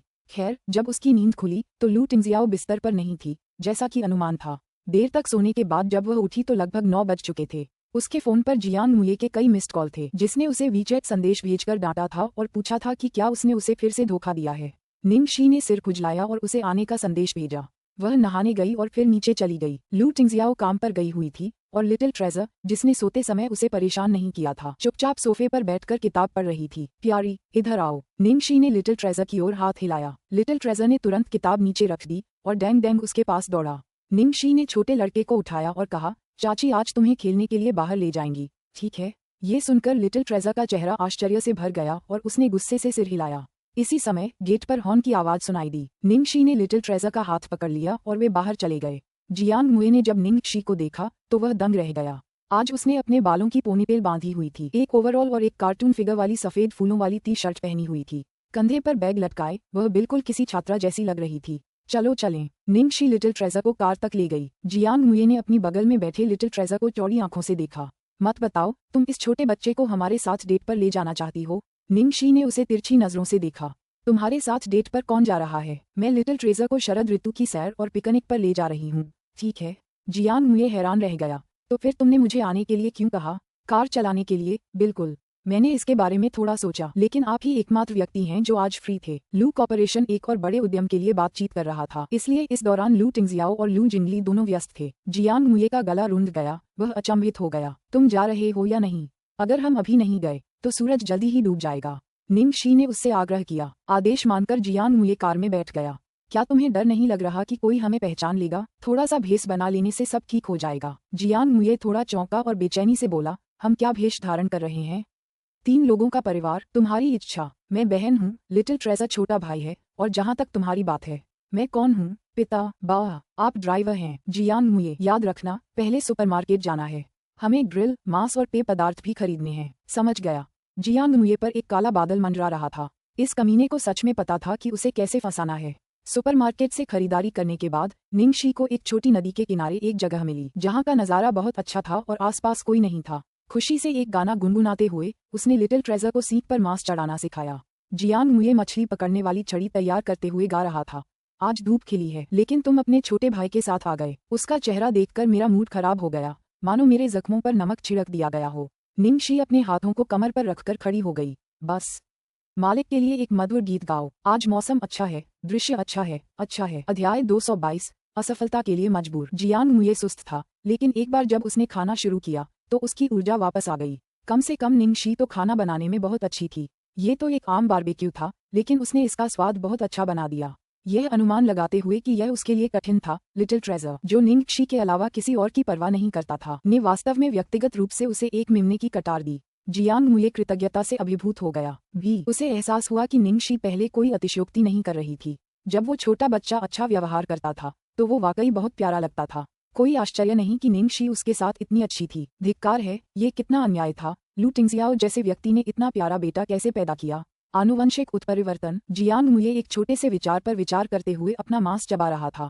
हालांकि वह मजदूरी करके आया था, फिर भी कौन जानेगा। वह वीचैट मोमेंट्स में लू टिंगजियाओ की दैनिक पोस्ट देखता रहता था, जिसमें वे अपना पीडीए दिखाते थे। अब उसकी बारी थी। जियांग मुये चुपके से कुछ बार हंसा और अपने फोन से निंग शी की पीठ की एक तस्वीर खींच ली। उसने उसे अपने मोमेंट्स में बड़े गर्व से पोस्ट कर दिया। अलोहा, पिकनिक मना रहा हूँ। लू टिंगजियाओ की पारखी नजर को देखते हुए वह निश्चित रूप से उसकी पीठ के दृश्य को पहचान लेगा। बहुत जल्दी ही उसके बदमाश दोस्तों के गिरोह ने टिप्पणी करना शुरू कर दिया। वाह, वो तो कमाल की है। उसकी पीठ देखकर ही पता चल रहा है कि वो कितनी खूबसूरत है। जियांग मुये, तुम कमीने, अपने दोस्तों के प्रति तुम्हारी वफादारी कहाँ है? लड़की को हमारे पास लाओ ताकि हम देख सकें। उसके चेहरे की एक तस्वीर, उसके चेहरे की एक तस्वीर। कंजूसी मत करो। वह इतनी जवान क्यों दिखती है? क्या वह अभी बड़ी हो गई है? जियांग मुये, क्या अब तुम कानून तोड़ रहे हो? थोड़ी देर बाद लू जिंगली ने टिप्पणी की। आउच, बारबेक्यू मीट कितना स्वादिष्ट लग रहा है। और चिकन विंग, ग्रिल्ड फिश। साले, तुमने मुझे, अपने चाचा को इतने अच्छे खाने के लिए नहीं बुलाया। लू जिंगली का ध्यान वास्तव में सामान्य लोगों से अलग था। काफी देर बाद, जिसका उसे बेसब्री से इंतजार था, वो आ ही गया। अपना फीड रिफ्रेश करते हुए उसने देखा कि लू टिंगजियाओ ने अभी अभी जवाब दिया था। जियांग मुये ने जल्दी से उस पर क्लिक किया, लेकिन उसे पढ़ने के बाद उसका चेहरा काला पड़ गया। लू टिंगजियाओ की टिप्पणी, लिटिल ट्रेजर को बहुत ज्यादा खाने न दें, हाल ही में उसका वजन थोड़ा बढ़ गया है। बकवास बकवास बकवास। छोटा खजाना। लू टिंगजियाओ को कैसे पता चला कि छोटा खजाना उनके साथ है? जियांग मुये ने अपनी तस्वीर को फिर से देखा और अंततः उसे समस्या का एहसास हुआ। फोटो में लिटिल ट्रेजर की आकृति नदी की सतह पर दिखाई दे रही थी। अरे, उसकी नजर बहुत अच्छी थी। जियांग मुये की शेखी नाकाम हो गई थी। उसका सिर झुक गया और वह हारे हुए दल की तरह पीछे हट गया। तभी उसने देखा कि निंग शी अपने फोन पर कॉल कर रही है। आप किसे बुला रहे हैं? जियांग मुये ने सहजता से पूछा। सिस्टर झिझी टिल्ड, निंग शी ने जवाब दिया। एक दूसरे से ज्यादा परिचित होने के बाद निंग शी उसे सिस्टर लिन की बजाय सिस्टर झिझी कहने लगी थी। जियांग मुये ने जूस का एक घूंट लिया। कितना सीधा, कितना मोड़। मेरे मैनेजर लिन झिझी। झी यानी मशरूम लिंग झी, ठीक है। जब उसने ऐसा कहा तो जियांग मुये ने पिया हुआ जूस थूक दिया। तुमने कहा कौन? लिंग झिझी, लेंग मेन्यू के मैनेजर। तुमने उस दिन प्रेस कॉन्फ्रेंस नहीं देखी? तुम इतने धीमे क्यों हो? निंग शी ने उसे तुच्छ दृष्टि से देखा। भाड़ में जाओ, मुझे पता था कि परिणाम क्या होने वाला है, फिर भी मैं इसे क्यों देखूंगा? लिंग झिझी, वह क्यों? जब उसे पता चला कि निंग शी ग्लोरी वर्ल्ड में शामिल हो गई है तो वह बेचैन हो गया था। उसे हालात का बस एक मोटा मोटा अंदाजा था और उसने प्रेस कॉन्फ्रेंस भी नहीं देखी थी। कौन जानता था कि लू टिंगजियाओ उस पर इतना बड़ा बम गिरा देगी? निंग शी उलझन में थी। ये लिन झिझी क्यों नहीं हो सकती?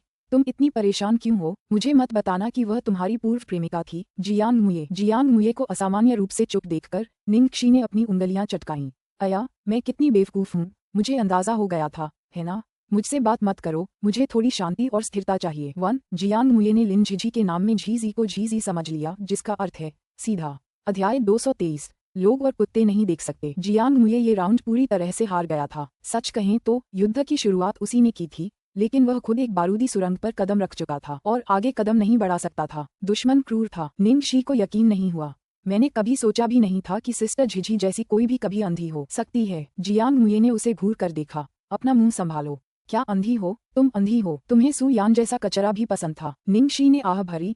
इसका दोष हम पर ही डाल दो कि हम जवान और भोले हैं। हम कुत्तों और इंसानों में फर्क नहीं कर सकते। तुम। जियांग मुये इतना गुस्से में था कि आगे बोल ही नहीं पाया और आखिर में फट पड़ा। अब तुम्हें पता चला कि लू टिंगजियाओ कितना दुष्ट और धूर्त है।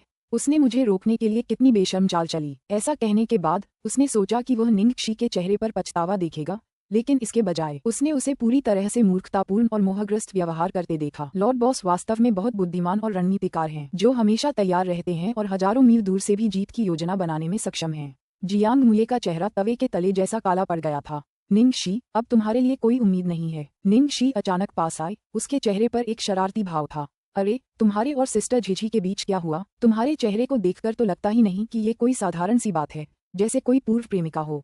जियांग मुये, ये लड़का अपनी पूर्व प्रेमिका जैसी तुच्छ बात को लेकर इतना आशंकित नहीं होगा। पहले अपना काम देखो। जियांग मुये का मूड ठीक नहीं था और उसने झिझकते हुए पूछा, तुम लोगों ने अभी क्या बात की? निंग शी ने कंधे उचका दिए। ज्यादा कुछ नहीं। उसने मुझे बताया है कि लेखक स्क्रिप्ट में सुधार कर रहा है और आधे महीने में फिल्मांकन फिर से शुरू हो जाएगा। भाई मिंग ने भी मुझे यही बताया था। पुनर्लेखन के बाद मेंग चांगे और सुन हुआनकिंग की कहानी पर ज्यादा जोर दिया जाएगा। निंग जुएलुओ और झाओ सिजोओ की बात करें तो अभी यह साफ नहीं है कि उन्हें बदला जाएगा या नहीं, लेकिन चूंकि लू टिंगजियाओ को आपकी इतनी परवाह है, मुझे यकीन है कि वह उन्हें जरूर हटा देगा। जियांग मुये ने स्थिति का विश्लेषण किया। निंग शी ने सिर हिलाया। गलत। अगर लू टिंगजियाओ सचमुच मेरी सोच जानता है तो वह किसी को भी नहीं बदलेगा, क्योंकि फिल्म में निंग जुएलुओ को पूरी तरह से हराने के लिए अपनी ताकत का इस्तेमाल करना और उसे मेरे किरदार के लिए एक विरोधी से ज्यादा कुछ नहीं बनाना मेरे लिए बदला लेने का सबसे अच्छा तरीका है। ये कहते ही निंग कसी के फोन पर नवीनतम मनोरंजन समाचार की सूचना की बीप बजी। उसने कुछ महत्वपूर्ण मनोरंजन समाचार साइटों की सदस्यता ले ली थी और हर बार नवीनतम समाचार स्वयं ही सामने आ जाते थे। इसे पढ़ते ही निंग कसी के मुंह के कोने ऊपर की ओर उठे। वह बिल्कुल प्यार में पड़ी एक मूर्ख लड़की जैसी लग रही थी। उसके चेहरे के भाव देखकर भयभीत होकर जियांग मुये सावधानी से देखने के लिए उसके करीब गया। ये ग्लोरी वर्ल्ड की नवीनतम घोषणा थी। लू कॉर्पोरेशन ने निंग इंटरनेशनल और स्टारलाइट एंटरटेनमेंट द्वारा वापस लिए गए निवेश की भरपाई के लिए कदम उठाया था। ये परियोजना अब पूरी तरह से ग्लोरी वर्ल्ड की है। शूटिंग शेड्यूल को ध्यान में रखते हुए किसी भी कलाकार को बदला नहीं जाएगा। लू टिंगजियाओ और निंग शी के बीच की इस मौन सहमति से जियांग मुये को घुटन महसूस हुई। लगता है तुम पूरी तरह से फंस गई हो और तुम्हें पता भी नहीं। तुम लू टिंगजियाओ को इतना पसंद करती हो, क्या तुम सच में उसके बिना रहना बर्दाश्त कर सकती हो? निंग शी घास पर लेट गई और एक ब्रिसलग्रास का टुकड़ा तोड़कर अपने होंठों के बीच रख लिया। किसने कहा कि अगर तुम्हें कोई पसंद है तो उसके साथ रहना जरूरी है? क्या ये उन लोगों से कम है जो एक दूसरे को पसंद करने के लिए साथ रहते हैं? कितने लोग सच में साथ रहते हैं?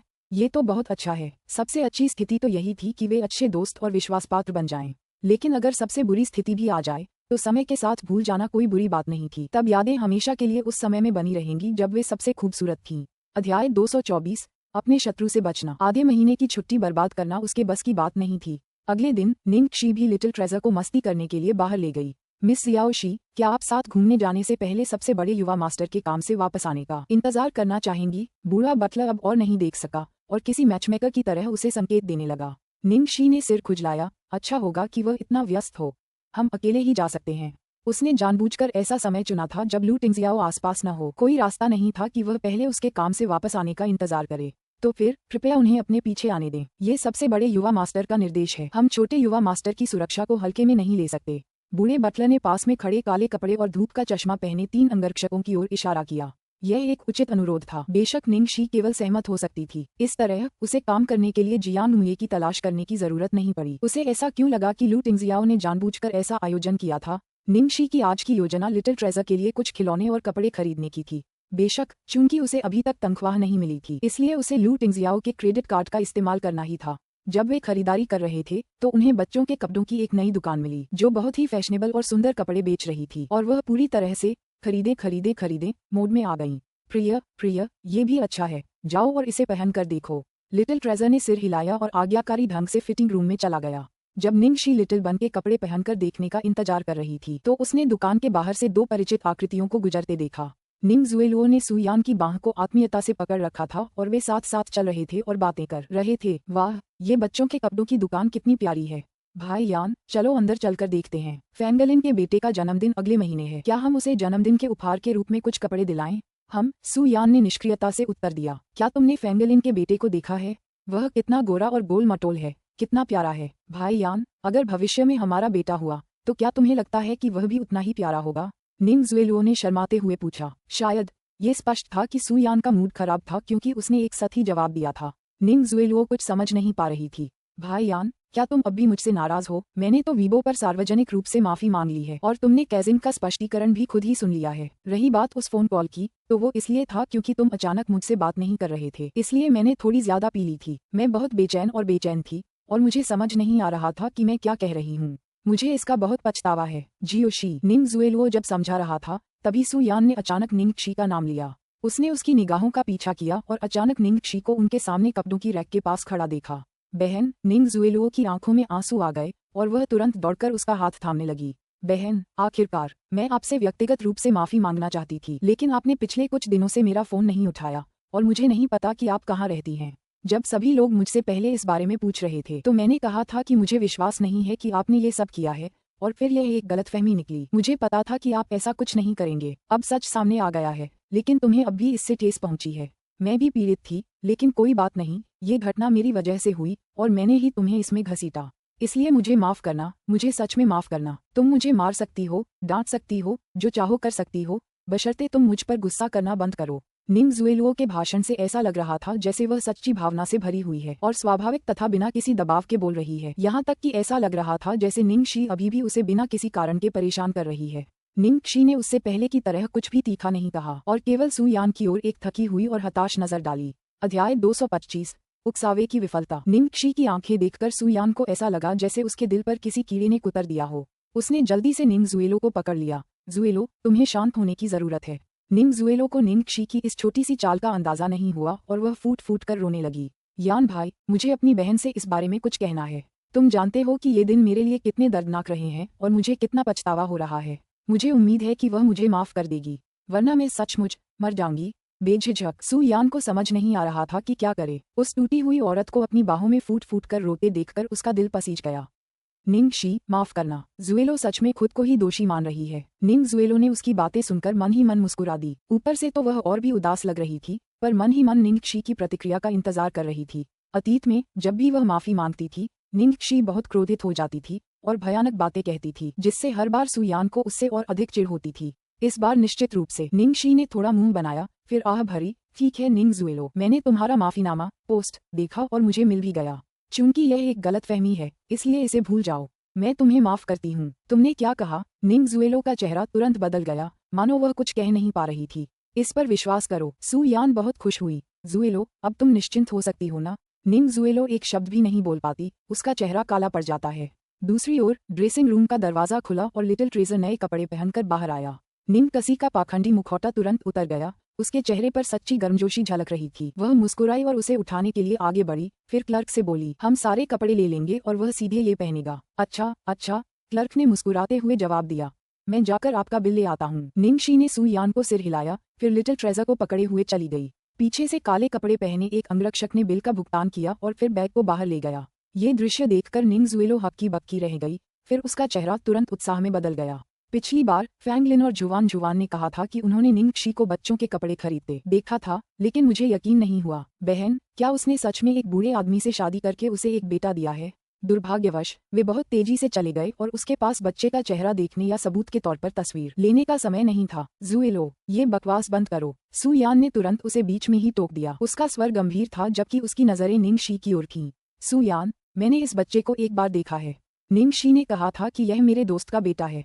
निंग ज़ुएलो ने जल्दी से जवाब दिया, यान भाई, तुम बहुत भोले हो। सिर्फ एक दोस्त का बेटा और उसके पीछे अंगरक्षक घूम रहे हैं। उसने अभी अभी ब्लैक कार्ड इस्तेमाल किया है। कितने लोगों को अपने बच्चों के लिए अंगरक्षक की जरूरत होती है? सू यान के चेहरे पर झिझक और संघर्ष के भाव थे, क्योंकि वह सोच नहीं पा रहा था कि क्या सोचे।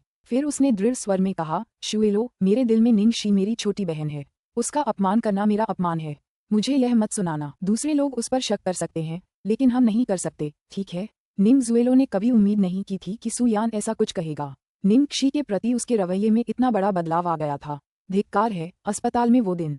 निंग शी, आखिर तुमने उसे कोई जादुई औषधि पिला दी। सू यान को अचानक निंग शी पर यकीन हो गया और उसकी बातें भी सुनाई नहीं दी।